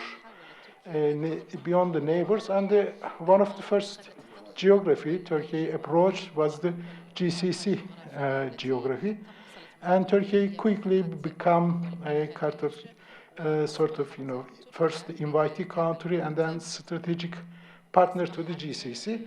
And in those years, the main body of Turkey's relations with the GCC geography was Saudi Arabia, and then UAE was an emerging country in Turkey's partnership with the GCC. And to give you some figures, there were almost 100,000 Turkish workers in Saudi Arabia. Most of them are highly qualified ones, the engineers, the doctors, teachers, and also Turkish companies, construction companies. And GCC, Emirates UAE investment in Turkey was about above 20 billion US dollar in those years, and they were talking about 15 billions extra for a specific iron and steel sector in Turkey. But however, we came to Arab Spring, and in Turkey, the AK Party, Justice and Development Party, consolidated its role in politics and become the ultimate hegemonic actor in Turkish domestic politics. And EU process was a little bit suspended. Now, AK Party was on its own and with its own policies of multi-dimensional foreign policy, what they call, which actually means to keep up with the Western orientation, but to add, some new dimensions in its foreign policy. One main dynamic was to develop the relations with the countries of historic and religious affinities. Justice and Development Party, they also had a claim of leadership in the neighboring geography, and they saw Arab Spring as an opportunity to have easy win in the countries like Egypt, Tunisia, Libya, etc. The idea was that Turkey is a democratic country, and we need to support, these democratic movements, those who are aspiring for good governance, honor, and dignity. And also in that way, they are going to have easy wins in those countries, and Turkey will have, friendly countries in those geographies. And actually, at the start, it kind of worked. Egypt, Tunisia, Libya, even Yemen. So the Turkey's leadership had a sense that they will play, leadership, guidance roles, and in that way, Turkey will leverage and role in the geography, and actually try to establish some mechanisms. One mechanism is this high-level strategic dialogue, and try to institutionalize the relations with the newly emerging countries. But however, things went south, and Turkey's assumptions did not come true. There has been, counter-revolutions, and a kind of, a feeling of authoritarian survival prevailed in those geographies, with some external intervention, of course. And before the Arab Spring, the poster case, the picture of success in Turkish foreign policy was Syria. Turkey and Syria at the regime level, this government level, and almost in all levels, there were almost perfect relations. But after in the post-Arab Spring era, that turned out to be the worst case in Turkey's dealing with the geography. So this Arab Spring kind of, changed Turkey's whole perspective and all aspiration of playing soft power role, economic role, diplomatic role, leading role, and those all were suspended. And this zero problem policy has been suspended as well, because there were only few Arab countries. Turkey was able to pursue the relations. All the rest turned against Turkey, and among those, there were two powerful countries, Saudi Arabia and Emirates, which took the lead against Turkey in regional affairs, in international affairs as well. For example, during Turkey's candidacy for non-permanent membership in the UN in 2014, UAE was spending huge amount of money in New York and all around the world to prevent Turkey's election as a non-permanent member. So this is the phase, the Turkey's soft power and economic role proved, incapable of to what they aspired to do.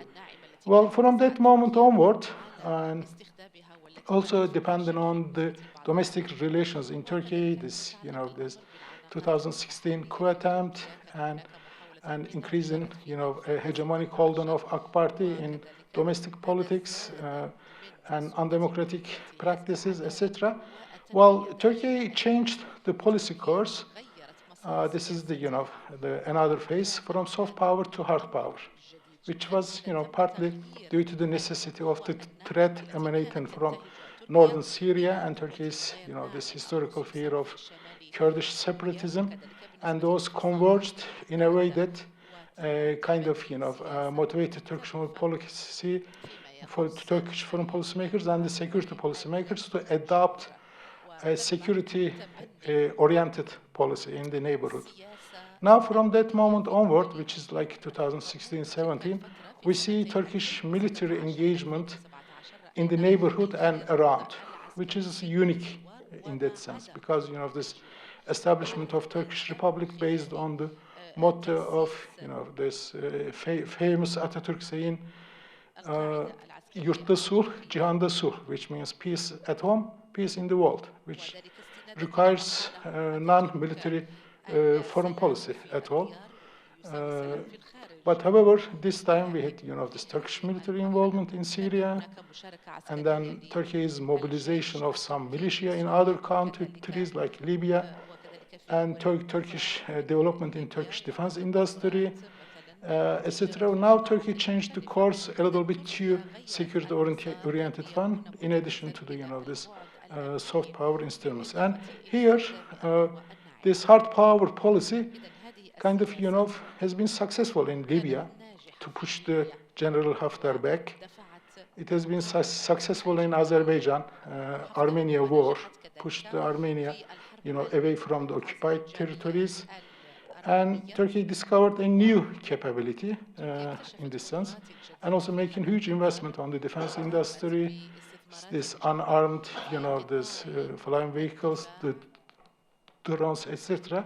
Now Turkey is known more as of a hard security actor in the geography, and also Turkey's involvement in the geography has been restricted to a fast development alliance with Qatar and a kind of neutral relations with Oman and Kuwait, and this rivalry, regional rivalry with UAE and Saudi Arabia.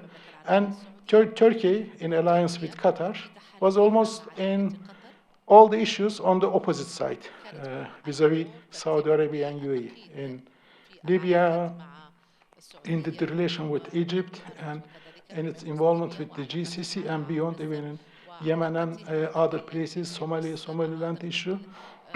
All around the region, wherever UAE and Saudi Arabia, Turkey was on the opposite side, and vice versa. And this was mainly because of the Gulf crisis, the sanctions imposed on Qatar. Turkish foreign policymakers also considered that move against themselves too. because one of the demands from Qatar is to move Turkish military base. Indeed, it is very small base and defensive in character when it is first created. So the Turkish foreign policymakers considered, after the 2016 coup, the international alliance who are, targeting Justice and Development Party. This is the last nail in the coffin against the Turkish government, and they strongly allied with Qatar, and they provided whatever support they can do in that sense, because that was not only targeting Qatar, but also Turkey as well in their perception. So this period has been, signified for Turkish foreign policy, Turkey's shift to military role, but also a fast developing alliance with Qatar. And we see in this period, Turkey and Qatar looks eye to eye, almost all the issues from Libya to all the way to Yemen. Well, this Al-Ula summit and also the pandemic had an impact on all countries in the geography. Now, including Turkey, all the actors they are recognizing that there is an overstretch in the policies in terms of, diplomatic, economic, and also the military means. And now, I assume we are now entering to a new era of, making calculation, redesigning, and basically a reset in foreign policies. We see this behavior in Turkey, we see this behavior in Qatar, we see this behavior in UAE, we see this behavior in Saudi Arabia and elsewhere. But Turkey has been a little bit quick in this reset, and they first approached Egypt to the full surprise of the Egyptians. They were not expecting a Turkish move because, there are deep-run problems, rivalry in the Mediterranean, all the, all the statement, very inimical statement towards each other. And Turkey all of a sudden sent a team of bureaucrats and asked Egypt to try to discover the differences. This is like actually a very unexpected move, and it took a while for Egypt to assess what's going on. And now there is at least a mid-level, bureaucratic level talks going on between Turkey and Egypt. And this also, ringed some bells in Saudi Arabia. So they said maybe, the Turkey is changing attitude, reevaluating their engagements and involvements, and Saudi Arabia this time, they approached to Turkey despite, all this blockade, other problems, ongoing problems. There happened a foreign ministry level dialogue between these two countries. And actually what came fast, which also, overwhelmed all other, is this Turkey-UAE rapprochement. The Crown Prince was in Turkey, and to the surprise of all analysts working on the issue, Erdogan, welcomed him, and it was a high level of acceptance, and they gave very warm messages that they are in a, good track to solve the problems. So these are, just the bits and pieces of information, what actually happened in 3-4 phases. But how can policymakers change the policies? How do we explain it? We see, like, in my analysis, this is like from 2005, Turkey is being a strategic partner to the GCC, and all the way to 2021, like 2 days ago, Crown Prince, UAE Crown Prince's visit to Turkey. As an analyst and academic, how do we make sense of this? I try to employ the analytical tools of critical geopolitics. Critical geopolitics has a notion called geopolitical reasoning. Foreign policymakers make sense of the events through, their understanding of the issues, and also through the necessities By necessities, I mean, all politics is local at the end of the day. That policymaker needs to preserve his place. So to have this hold-on power. So each and every policymaker, they look at the issues, the developments, regional, domestic issues, through a way that will minimize risk to him or her, or help him to preserve hold-on power. So now we see the policymakers in the region, in the GCC countries, and also in Turkey, they are trying to make sense of the issues in a way and interpret them and develop policies vis-a-vis them that will protect their hold-on power and minimize risk to them. This is called geopolitical reasoning. But this is not an easy thing. They also need to develop a understandable, acceptable storyline. So why Turkey accepts Crown Prince, or why UAE Crown Prince pay a visit to Turkey.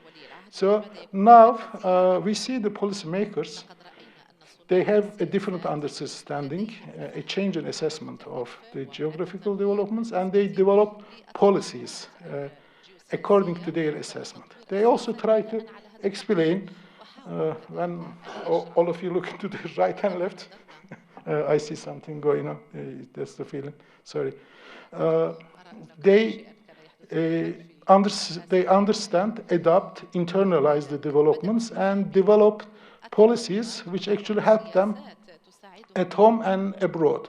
So I can assume, looking at the discourse analysis and their ways of presenting the events, there is a new understanding of the regional geopolitics. And this is basically relies on the fact that each and every country feels that there is an overstretch in their policies.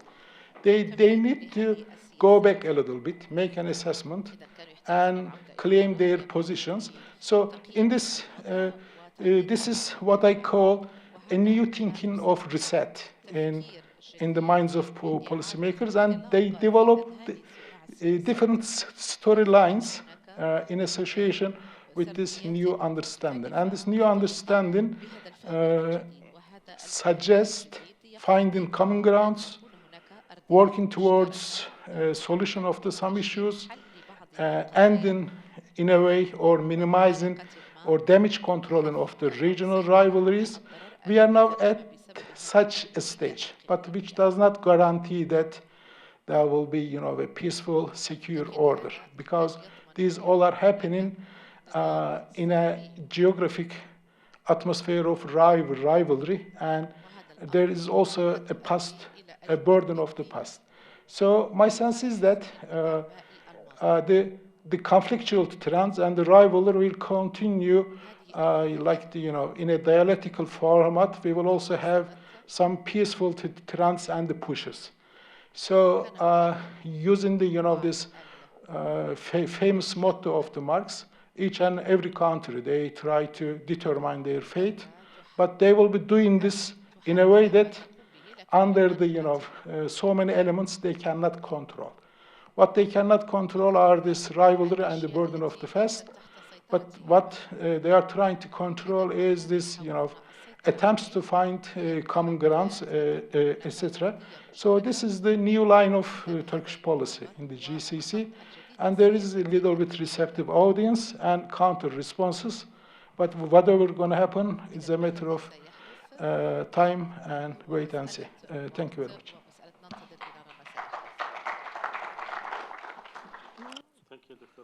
شكرا لك دكتور بلند. دكتور بلند started with the narrative of the Turkish GCC countries before the Gulf crisis, and then he went through, before the Arab Spring, then after the Arab Spring, and especially to do with Syria, and he also alluded to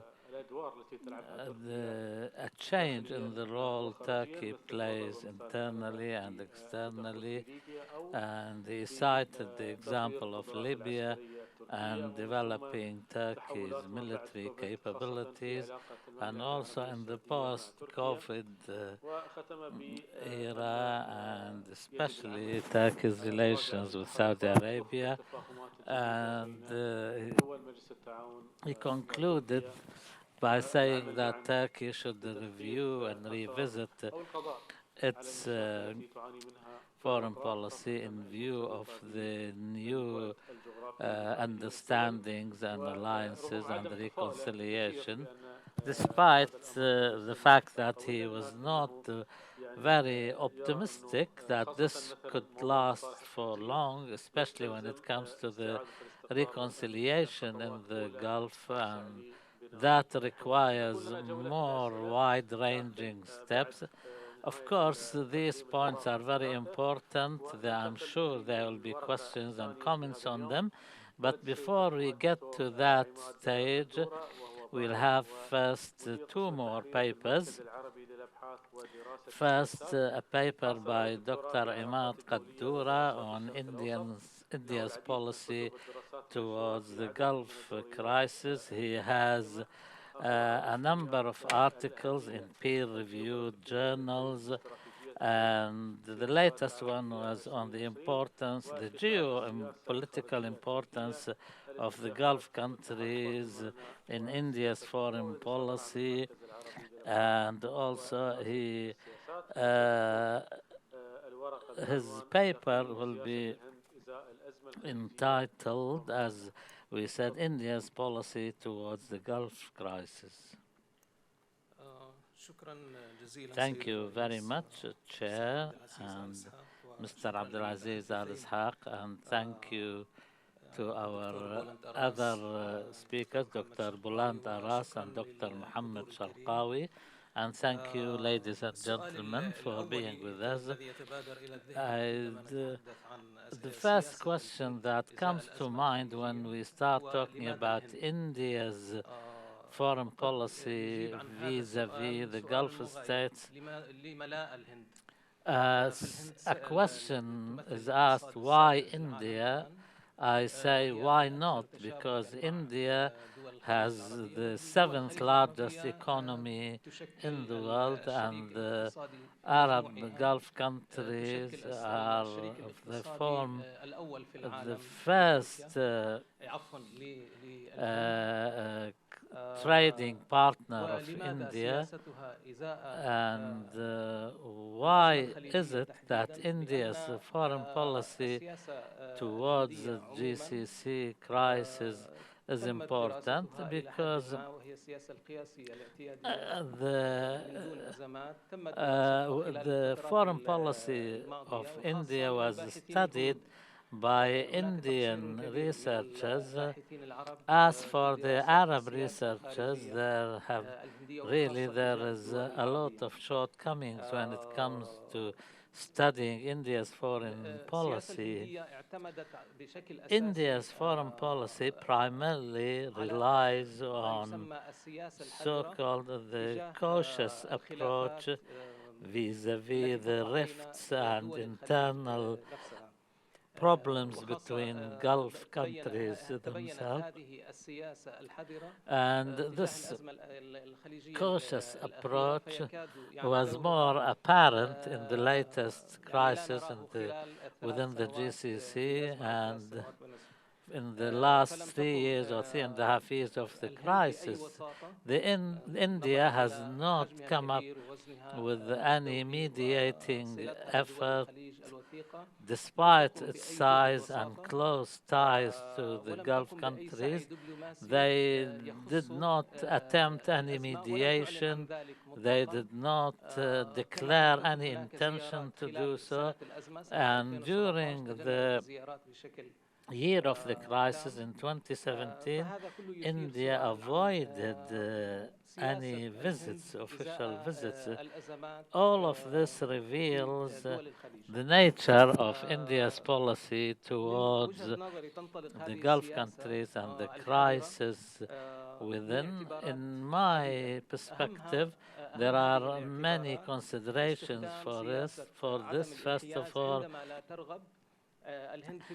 the policy of non-alignment when India does not want to interfere. It's known that India was one of the main countries to establish the movement of non-alignment alongside Egypt, Indonesia, and the former Yugoslavia.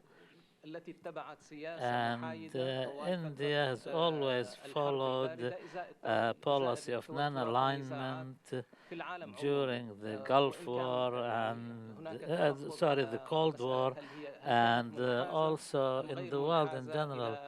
There is a question, of course, whether or not India was biased or not biased towards either of the two camps in the Cold War, and whether in India's relations with the Soviet Union or as a socialist country or in its solidarity with the liberation movements in the world.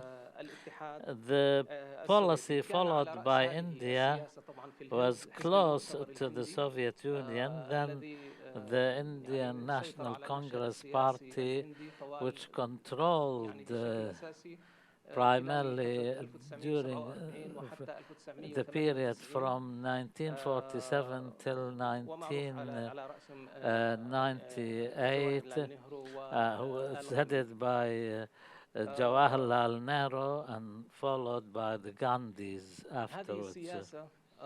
This policy,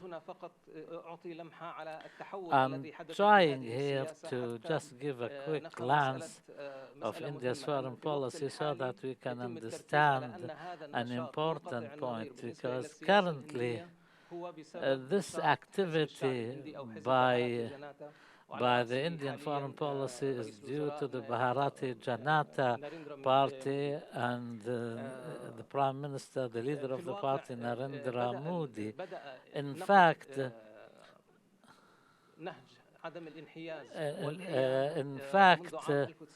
criticizing the path of non-alignment started from 1990 when the Indian economy was about to collapse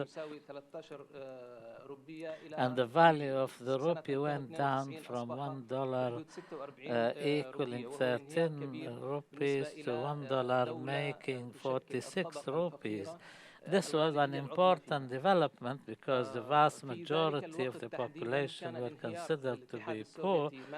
At that time, the collapse of the Soviet Union was evident, and globalization was at its beginnings, and the victory by the liberal way of thinking over the socialist model was becoming more apparent, and also the collapse of the Soviet Union, and before that the withdrawal from Afghanistan in 1989 until its final demise, leaving vacuums of power. This period saw an enhancement of Pakistan's influence as an ally of the United States, whereas India was left in search of partners and a path to follow, not as an alternative to the non-alignment policy, but to have a policy which is more effective. Also, amongst the other developments was China's ascendance after the aid policy updates in 1978 onwards.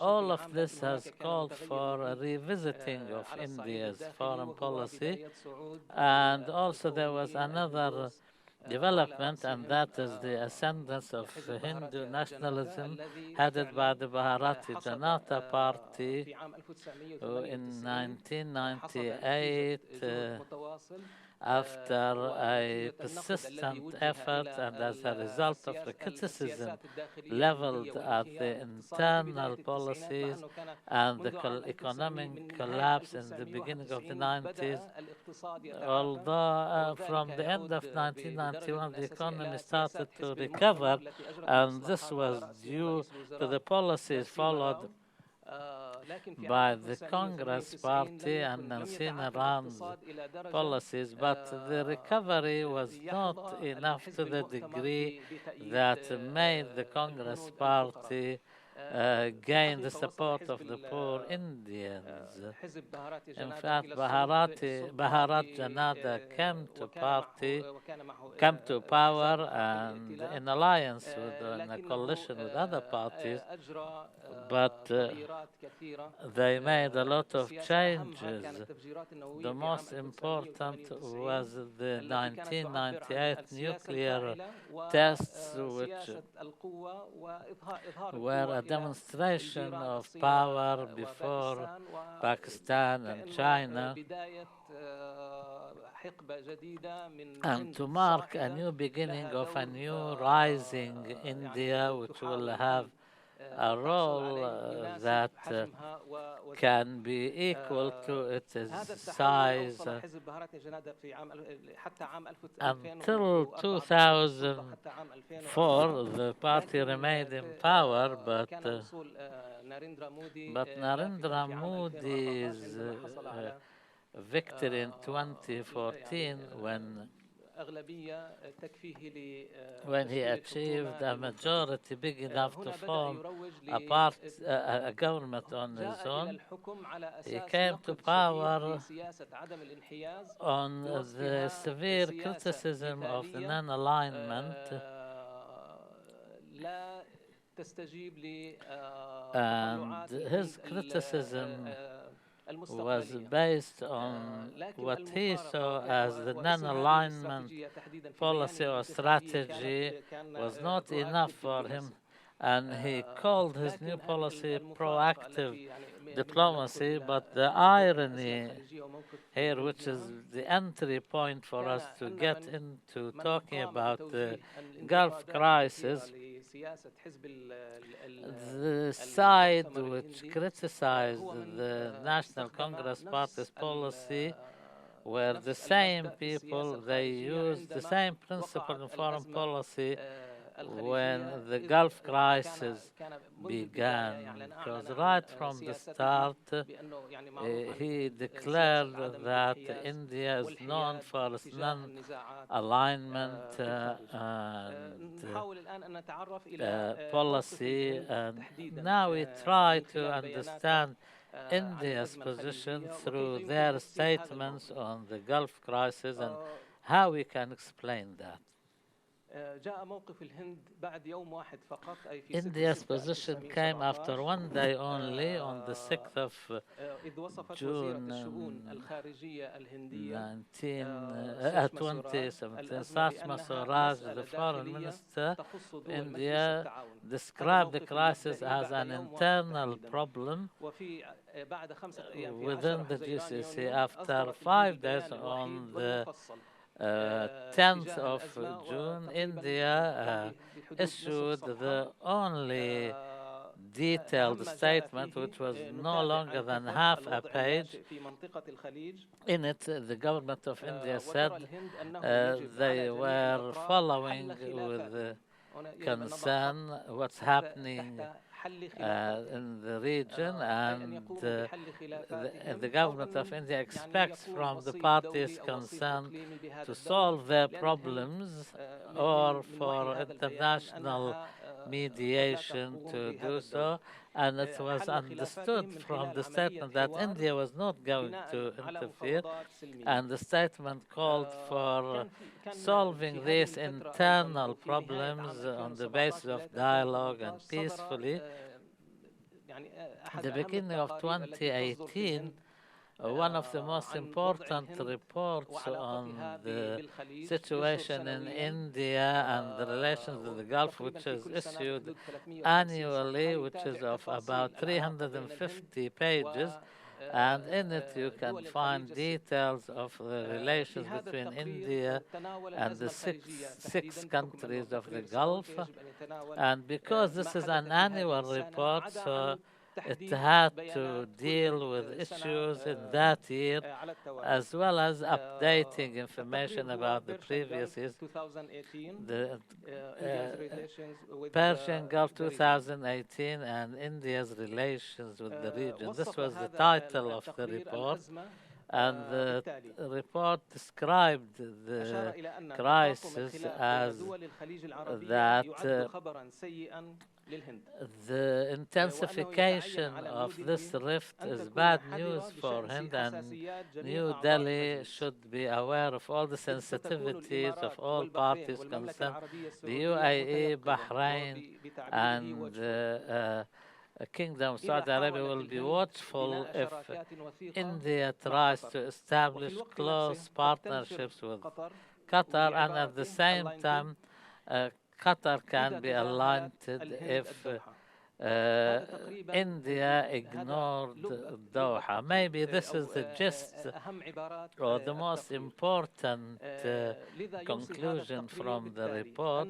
Therefore, the report recommends establishing a fine balance, and India should avoid aligning itself with any or either side, and avoid proposing any mediation efforts, not avoiding mediation itself only, but any proposals or suggestions, and not alienating any of the parties concerned.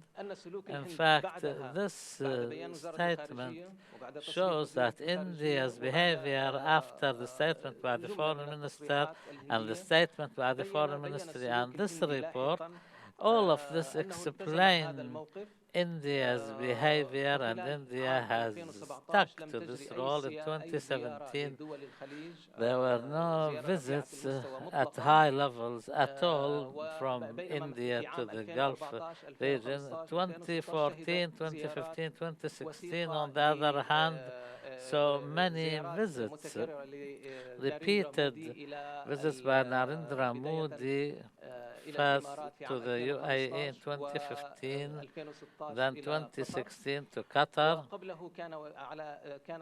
and before that in February 2014, Manmohan Singh, the foreign minister of the Congress party, had visited Saudi Arabia.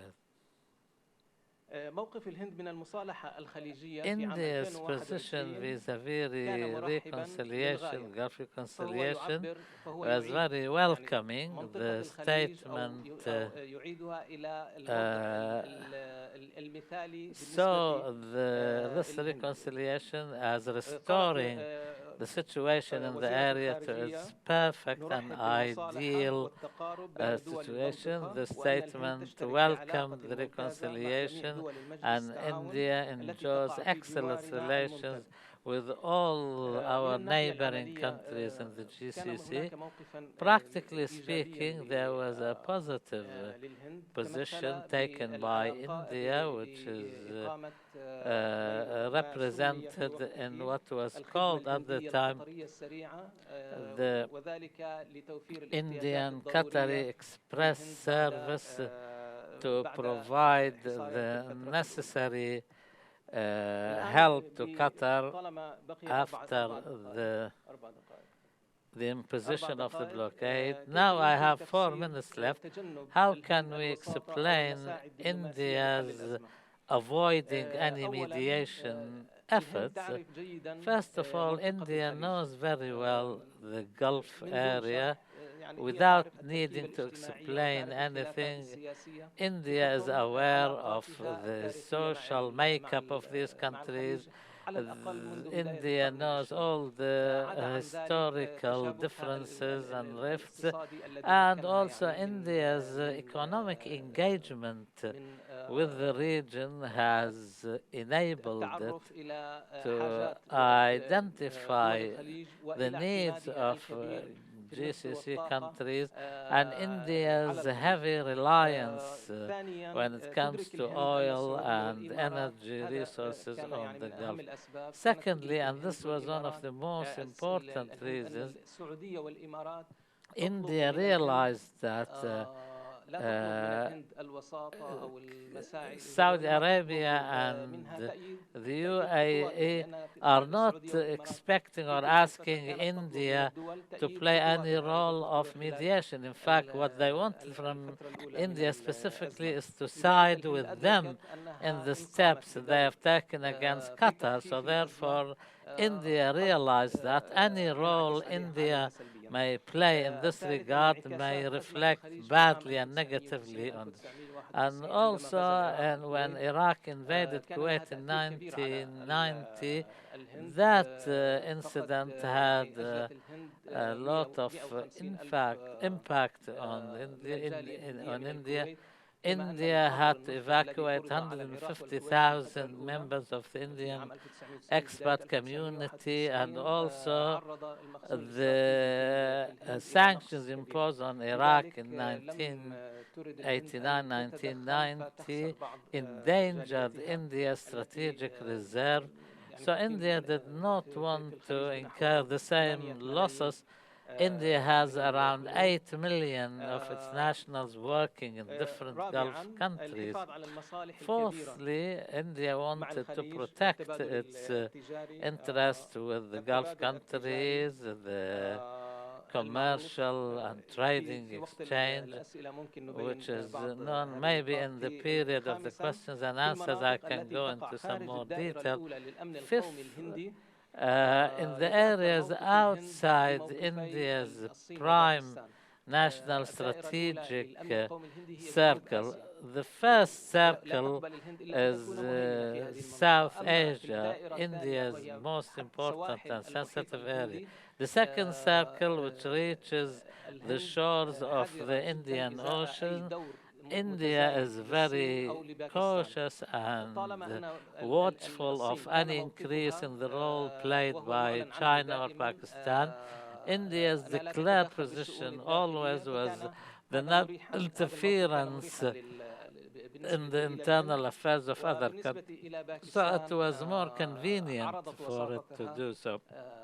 Pakistan, on its side, offered their mediation. Qatar accepted, the Saudis refused, and maybe this has made Pakistan not gain the upper hand vis-a-vis India and the Gulf crisis. Finally, the reliance on the United States in securing the Gulf security and the so-called free ride that India gets, because India accepted the mediation effort by Kuwait and at the same time saved itself from having to do anything, because ultimately what the United States does, India can welcome, and that will be the end of the story.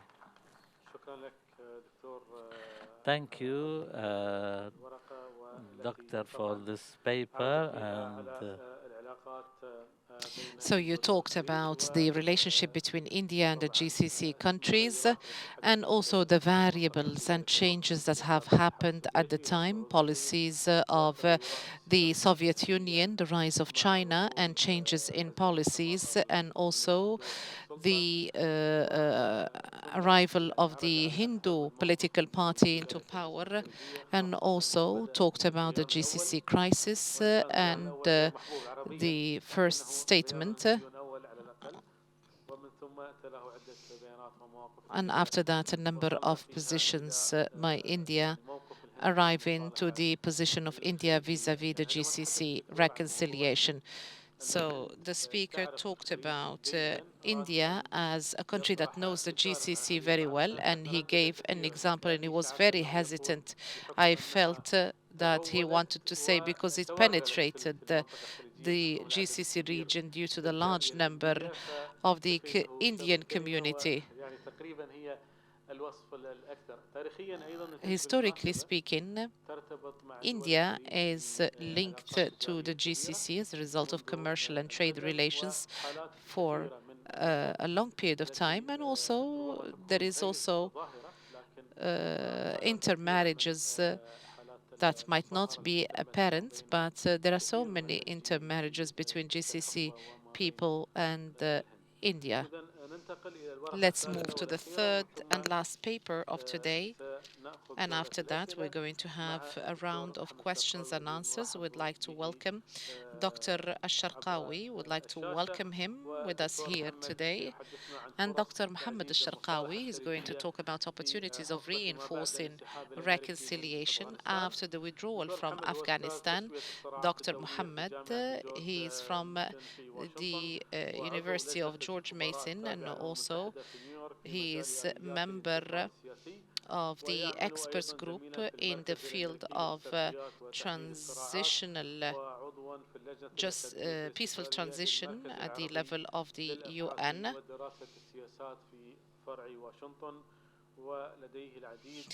Dr. Muhammad Al-Sharqawi has authored many research projects. The floor is yours, Dr. Al-Sharqawi. Thank you very much, Mr. Al-Ishaq, and I would like also to salute all the participants and the dear audience with us here present in Doha and people following us from different parts of the world. In this study, I started from the American GCC relations, particularly the new position of Biden based on the fact that he is at the service of the strategic interests of the US, and the movement of international relations is based on the changes of interests and strategic perspectives. I do not think that there is a relationship between the intentions of the foreign policy of Biden and the reinforcement of the GCC reconciliation. I just think that there is a certain kind of link that can be dismantled in order to see what how it is going to manifest in 2022 and after that. So we can see that there is a fine line that has started as a result of the rapprochement between Saudi Arabia and Qatar as a result of the Ula agreement and the withdrawal of the United States of America from Afghanistan. And is the Biden administration going to restructure its relationship with the six countries that are also already not in unity, or is it going to push for a regional alliance as a result of the changes, geopolitical changes, and also in the light of the impediments that the Vienna talks are facing, waiting for the seventh round that is going to start tomorrow, Monday, and also the fact that Washington is taking it slowly when it comes to the withdrawal from Iraq and Syria.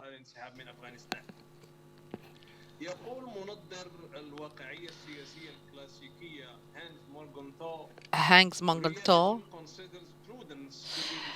الواقعية تقتضي الحصافة، والحصافة هي الفضيلة العليا في السياسة، وأن ما يحدث أحيانا في العلاقات بين الدول is a kind of moving sands and that lead to the change of the balance of power gradually. So there might be a number of theories that might be and suppositions that might be strange, and that the departure of Afghanistan and the position of Biden, these two components might contribute to the continuation of the reconciliation.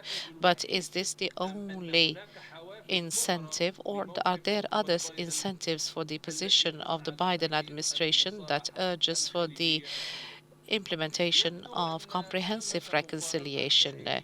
It seems that there are a number of paradoxes that we see in the strategy of the United States of America vis-à-vis the GCC countries. At the beginning of June 2017, when the former President Donald Trump, when he tried to link the name of Qatar to funding terrorism in order to destabilize the region between brackets during the GCC summit and also in November 2020.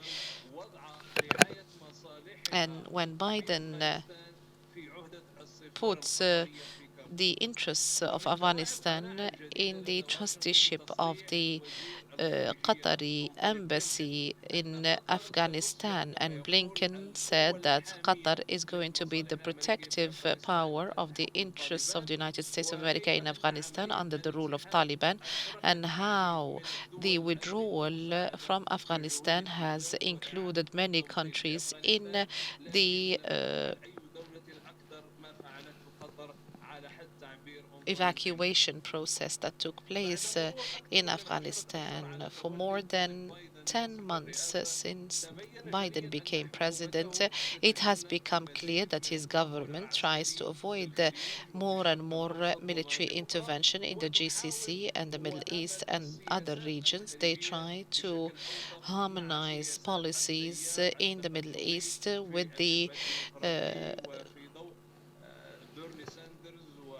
in the light of Bernie Sanders' position and a number of progressives in the Senate and in Congress in general by reducing the number of bases, and also to continue putting pressure in order to end the Yemeni war as a declared strategic priority, as it was announced by Biden. And also the administration continues supporting reconciliation in the GCC and supports enhancing relations with Israel. But the Biden administration is not putting pressure as it used to be the case with the Trump administration. There is a belief in Washington that the fact that the Saudi Arabia hosted Al-Ula and positively communicated with Qatar. It was a kind of a proactive move, knowing that Biden does not support the policies of Saudi Arabia. The fact that the Democrats do not support the Crown Prince as a result of the assassination of Jamal Khashoggi. One of the researchers, Bruce Rydell, who is also the director of intelligence in Brookings Center in Washington, he thinks that Saudis found an adequate opportunity to mobilize the GCC, which is the group of the 6 monarchies, to build one position to reinforce the position of Saudi Arabia after the election of Biden and him becoming president of the U.S. Although the relationship between Riyadh and Washington is not positive as a result of the position of Biden vis-à-vis Saudi Arabia, because it is in keeping with the strategy of Kremlin in Moscow vis-à-vis OPEC plus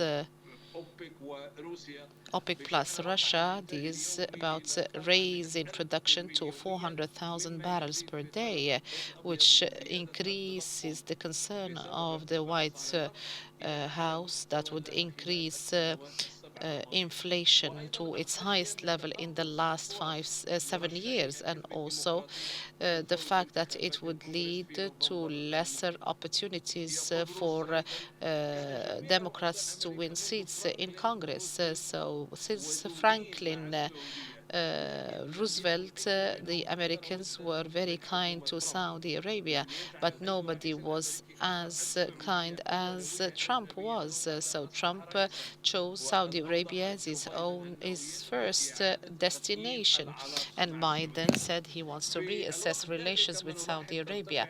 And at the same time, we have seen voices rise in Washington to revisit, to see the relationship with Saudi Arabia, to see the real allies in the GCC. In a lecture in the Foreign Relations Council in New York 2 months ago, we have followed a statement by Mohammed bin Abdurrahman Al Thani when he said there is no winner in such crisis, and he considered that the only victory manifested in the end of the crisis itself. And he said that the GCC is considered the most secure region in the whole region, and that this stability should be reinforced through cooperation.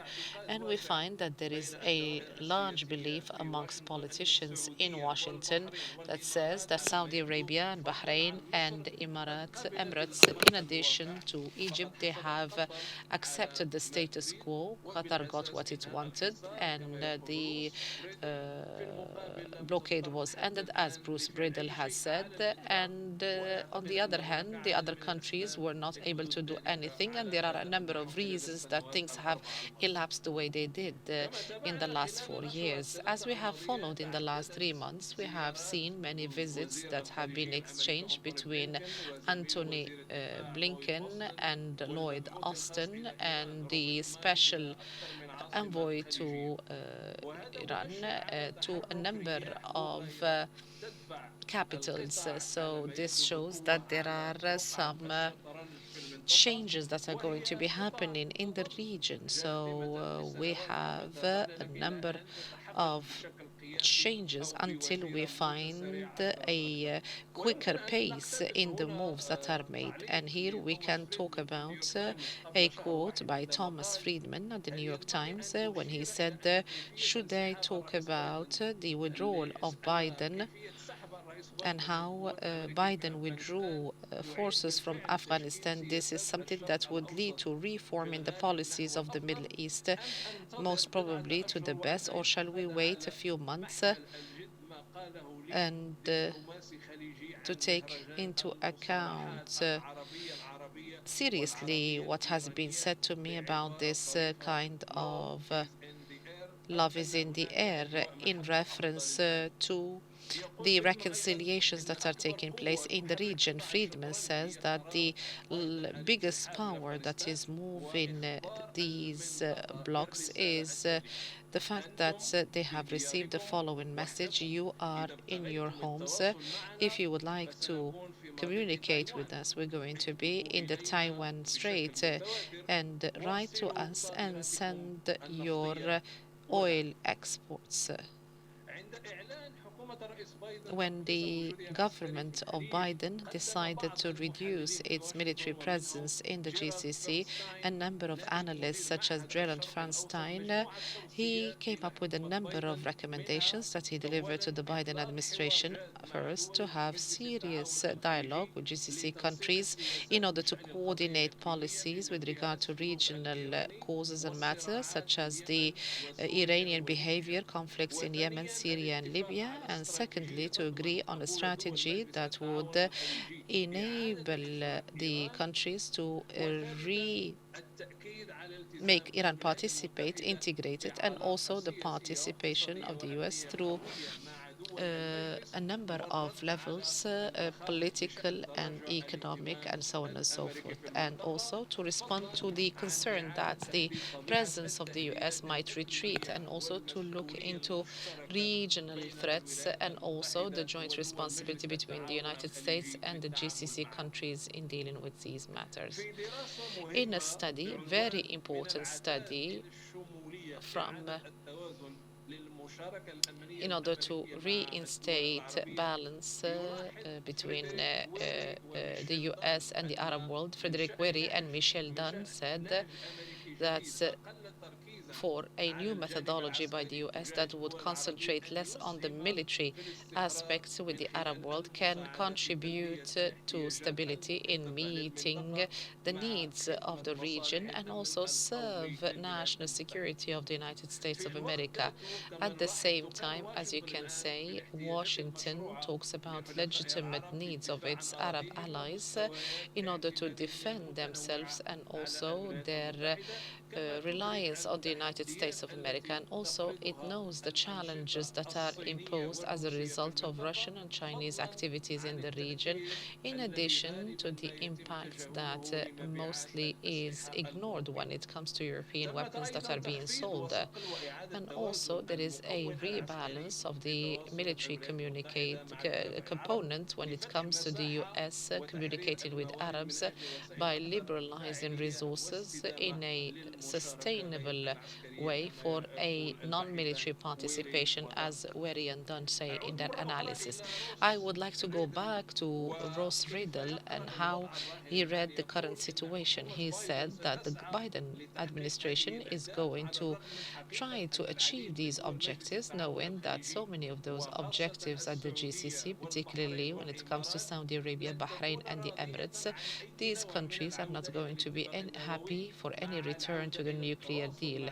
And despite all that, we have to take into account that some GCC countries are going to support the relaunch of dialogue with Iran. And here we talk about Kuwait, that was a very important player when it comes to ending the blockade, and also Oman and Qatar also, that owns with Iran the largest gas field, underwater gas field, and that witnesses good relations with the US and Iran. At the same time, officials at the Pentagon say that the American withdrawal from Afghanistan was not possible had the bases in the GCC and partnerships, in addition to contributions of these states that have responded to the request made by the US, and that this cooperation shows the value of investments made by the United States of America militarily in the GCC, as it was clarified by Lloyd Austin in his visit to Bahrain. You have 3 minutes. اقتباس ثم أختصر وربما أنتقل إلى الخلاصة. Lloyd also thinks that the Biden administration does not talk about countries that are far from each other in their strategic choices in the GCC, but he talks about a coalition under the umbrella of the GCC, and also the Washington's pledge to support its allies, and that Iran is illusionary if it thinks it can reinforce its relations. And there is another view, is that Washington would need Qatar, Saudi Arabia, and the Emirates and other GCC partners in order to carry out a number of operations in order to combat possible terrorism in Afghanistan, and all the American operations from the different partner bases are going to be subject to Russian spying. So the GCC capitals have heard reassurances from the part of the Biden administration, and that Washington is still committed to the security of the region. On the other hand, the GCC would need to assess if the American procedures that support these reassurances are going to be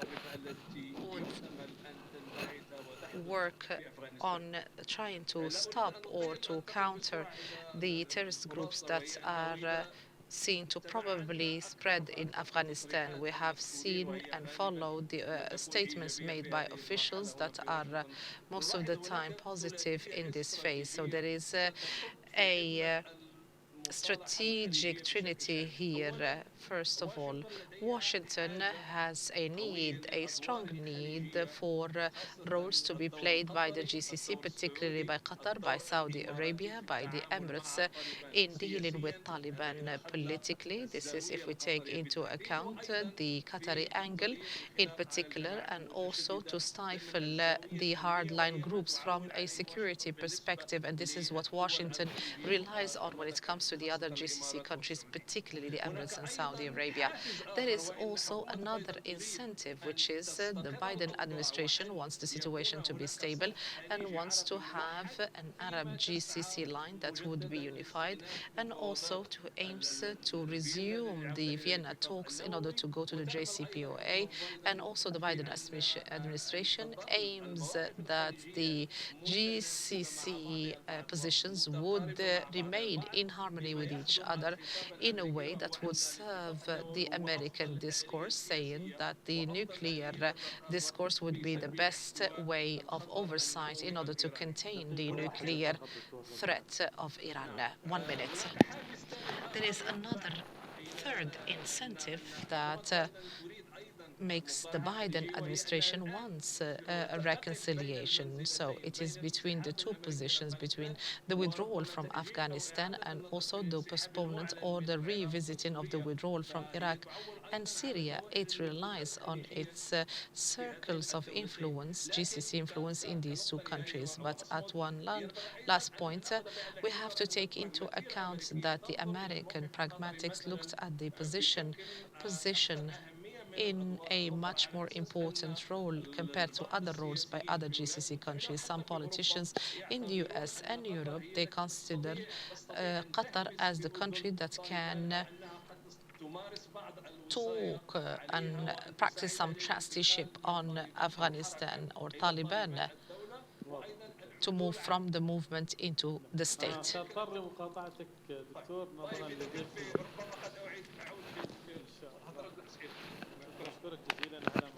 Thank you very much, Dr. Mohammed. Thank you. We'll still have some time for the questions and answers. Dr. Sharqawi, you discussed the reconciliation followed by the diplomatic moves and Biden's message to the area after the withdrawal from Afghanistan. You cited some different positions and statements in America's relations with the Gulf countries and America's incentives for the future. We have half an hour for the questions and answers. Please, if it's a question, you make it pointed and short. If it's a comment, please don't take more than 3 minutes to make. Thank you. Assalamu alaikum. Dr. Dhafar Al-Ajmi from Kuwait. سؤالي موجه للسيد بولنت أراس. قلت أو ذكرت في ورقتك إنك أنت بحثت المقاربات التركية إزاء العالم العربي، ورأينا ذلك في التدخل في سوريا وفي ليبيا وفي شمال العراق. أنت تعمدت عدم التحدث عن مسألة الأمن في الخليج، ولاحظنا أن تركيا لا هي مشكلة لا هي جزء من المشكلة ولا هي جزء من الحل عندما يتعلق الأمر بإيران. لماذا؟ ظافر، ناخذ سؤال آخر. تفضل دكتور.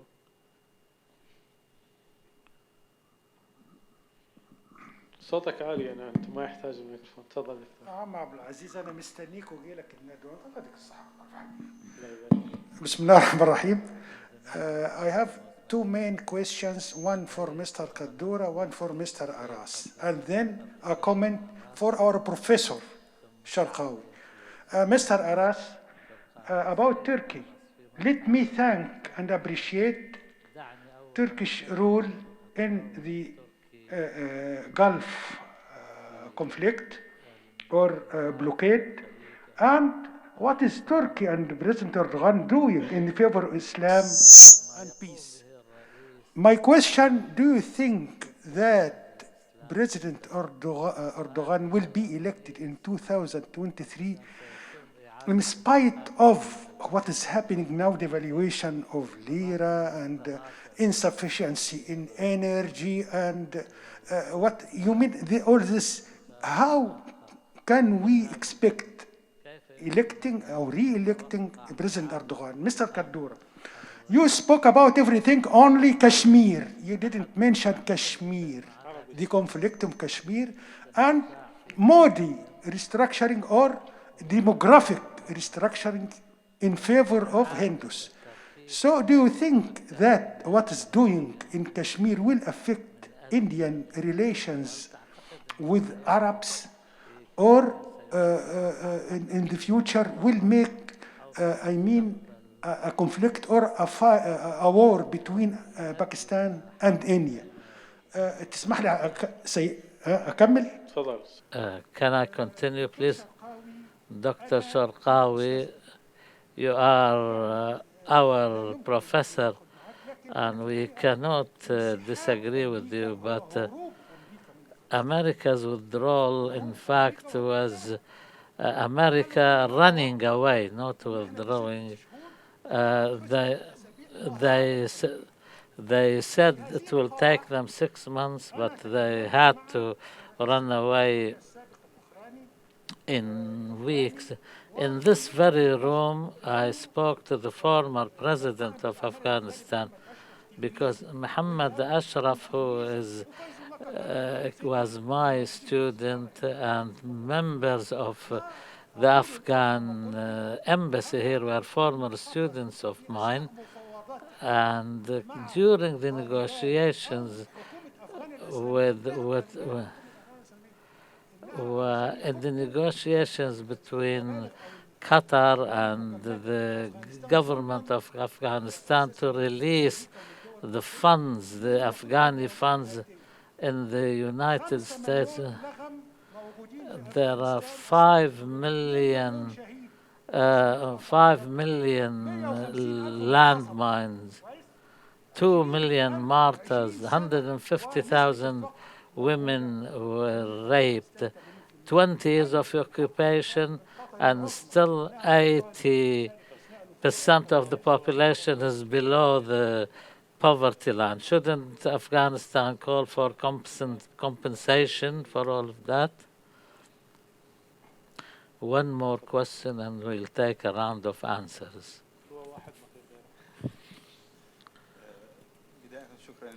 First of all, I would like to thank the presenters for the papers. My question to Dr. Ahmad, in his concluding remarks, he spoke about the role of China and Pakistan in the Arab world. In his opinion, how does India view the role of these two countries? Is it a matter of competition with India or an attempt to contain the role of India? We will start with you, Mr. Aras, about Turkey's intervention. Thank you very much, Mr. Chairman. Actually, I did not skip anything in my presentation intentionally because we have a time framework, and also we need to be, kind of in an order to present an academic paper. This is probably the problem without format of the conferences. We come all the way here and have only 50 minutes to present everything we have. Maybe we should think in future to have a different formats to let the presenter to talk at least, for 30 to 45 minutes, which will be enough to cover almost everything. Well, actually, Turkish-Iranian relations historically are a little bit different than GCC Iran relations, because if Turkey and Iran had Facebook accounts, the relations between them will be complicated, to say the truth. Well, the long history of rivalry, friendship, and long history of being, neighbors, kind of taught these two countries to compartmentalize the relations. Now there is cooperation and conflict going on together. For example, in Syria, there is Turkish-Iranian presence, and there are conflicting and convergent issues even in Syria. For example, both countries, they ally against the Kurds, but on the other issues like, this Assad regime's presence and future, they have conflicting views. Well, Turkey actually does not want to be a party in between the rivalries of the GCC and Iran, because Turkey has not much to contribute. One dimension is the sectarian dimension between Iran and the GCC countries, and Turkey has large Alawite population. So any Turkish intervention in a sectarian agenda which touches upon that domestic issue as well. And on the other hand, indeed, there isn't much Turkey can do in that sense. To some extent, in the past, Turkey has sided with Arab countries as soon as it serves its interest. For example, up to 2015, there was this Saudi-Turkish rapprochement against Iran in Yemen, etc. But when it came to constitute an Arab Islam army against Iran, Turkey hesitated because, which touches upon its own interest. That's why Turkey, neither solution nor problem position is actually a constructive one. The Turkey's engagement in this sense will complicate the issue a lot, and it will not serve to the GCC interest for sure. Erdogan 2023, if we were talking about this 1 year before, we would say Erdogan is going to certainly win. But now it's going to be difficult because the presidential system changed the game of the rules. So you need to have 50% plus one vote to be a president. Now Erdogan's alliance is around 43, 44%, in an optimistic account. So either he needs to change the rules of the games or need to expand the coalition alliance to win the elections. The problems are getting bigger and bigger. He has his own model of economic development. He basically tries to keep the interest rates low, and he is very stubborn on this issue. He doesn't mind all other developments, exchange rates, etc. I don't want to go into detail, but his policies are not helping him at the moment, but he is insistent that he will offer a model and solve the problems, and he will be, having the support back. But it is doubtful. Thank you, Doctor.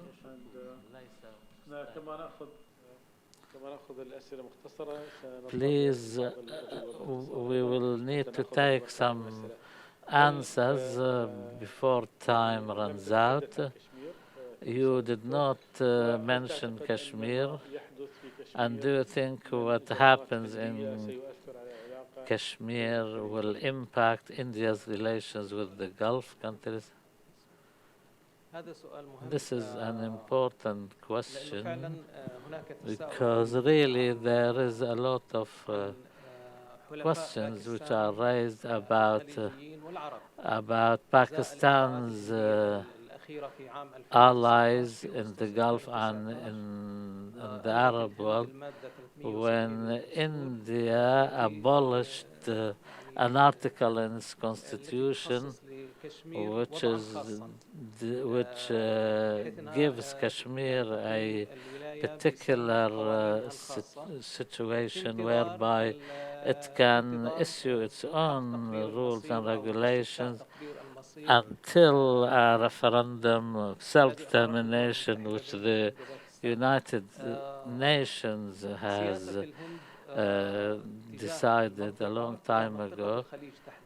India's policy vis-à-vis the Gulf area in the period, I don't want to relate it to the Bharatiya Janata Party because this will do injustice to the Congress Party. Manmohan Singh was Prime Minister in 2013. He called the Gulf area, said the Gulf is part and parcel of our economic area. Jaswant Singh, the foreign minister, said our area of influence starts from Indonesia to the shores of the Indian Ocean in East Africa. So therefore, there is a policy towards maximizing its influence in the Indian Ocean and in the Gulf because it's the biggest source of energy and trade and also a market for the Indian expat community workers.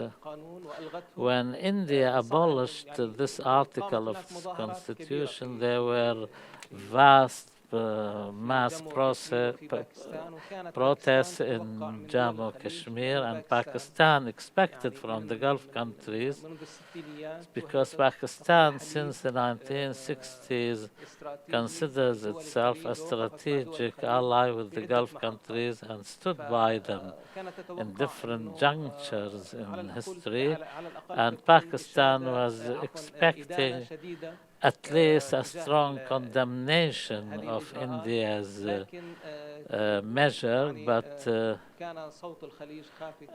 voice of the Gulf countries were very quiet indeed, and it was very diplomatic. This has annoyed Pakistan, and I don't want to delve into more details. And this made Pakistan search for new allies, including Turkey, and consolidate its strategic relations with China. As for Pakistan and China and the question of containing India, India's policy since the 1990s until now is based on redefining its national security. It used to consider South Asia the area that India should have hegemony on, but since 1998 with the People's Party, India has developed its sphere of influence to include the entire Indian Ocean, and considered that China, through the southern Silk Road reaching East Africa, is a threat to India. For this reason, India has adopted a similar strategy in an attempt to contain those who try to contain it. Although the Silk Road does not go through, neither the northern route or the southern route does not go through the Gulf, but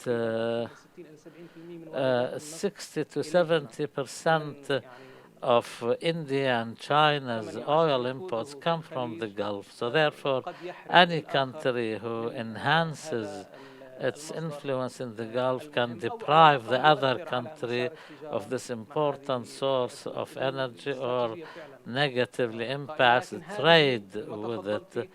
But what you said, this is the standard, usual Indian policy under normal circumstances. But when we talk about the Gulf crisis, India's approach was more cautious.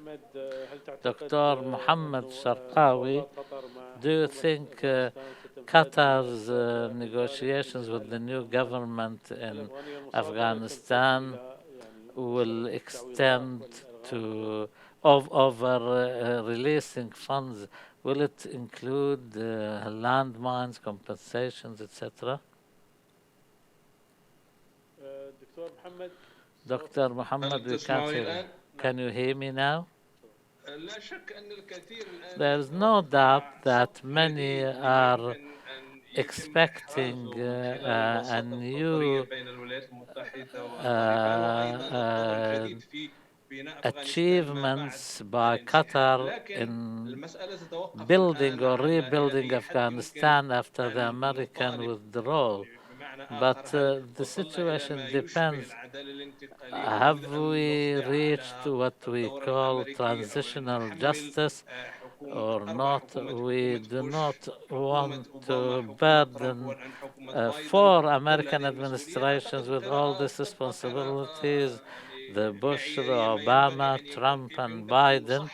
I think we can, I don't know, we can rectify the sins or the mistakes by the new conservatives. We can also include Iraq and America's war on Iraq. Thankfully, the diplomatic track has led us to a withdrawal from Afghanistan and some sort of transfer of power without any acts of vengeance or retaliation. But the question is, to what extent can the Qatari mediation be successful?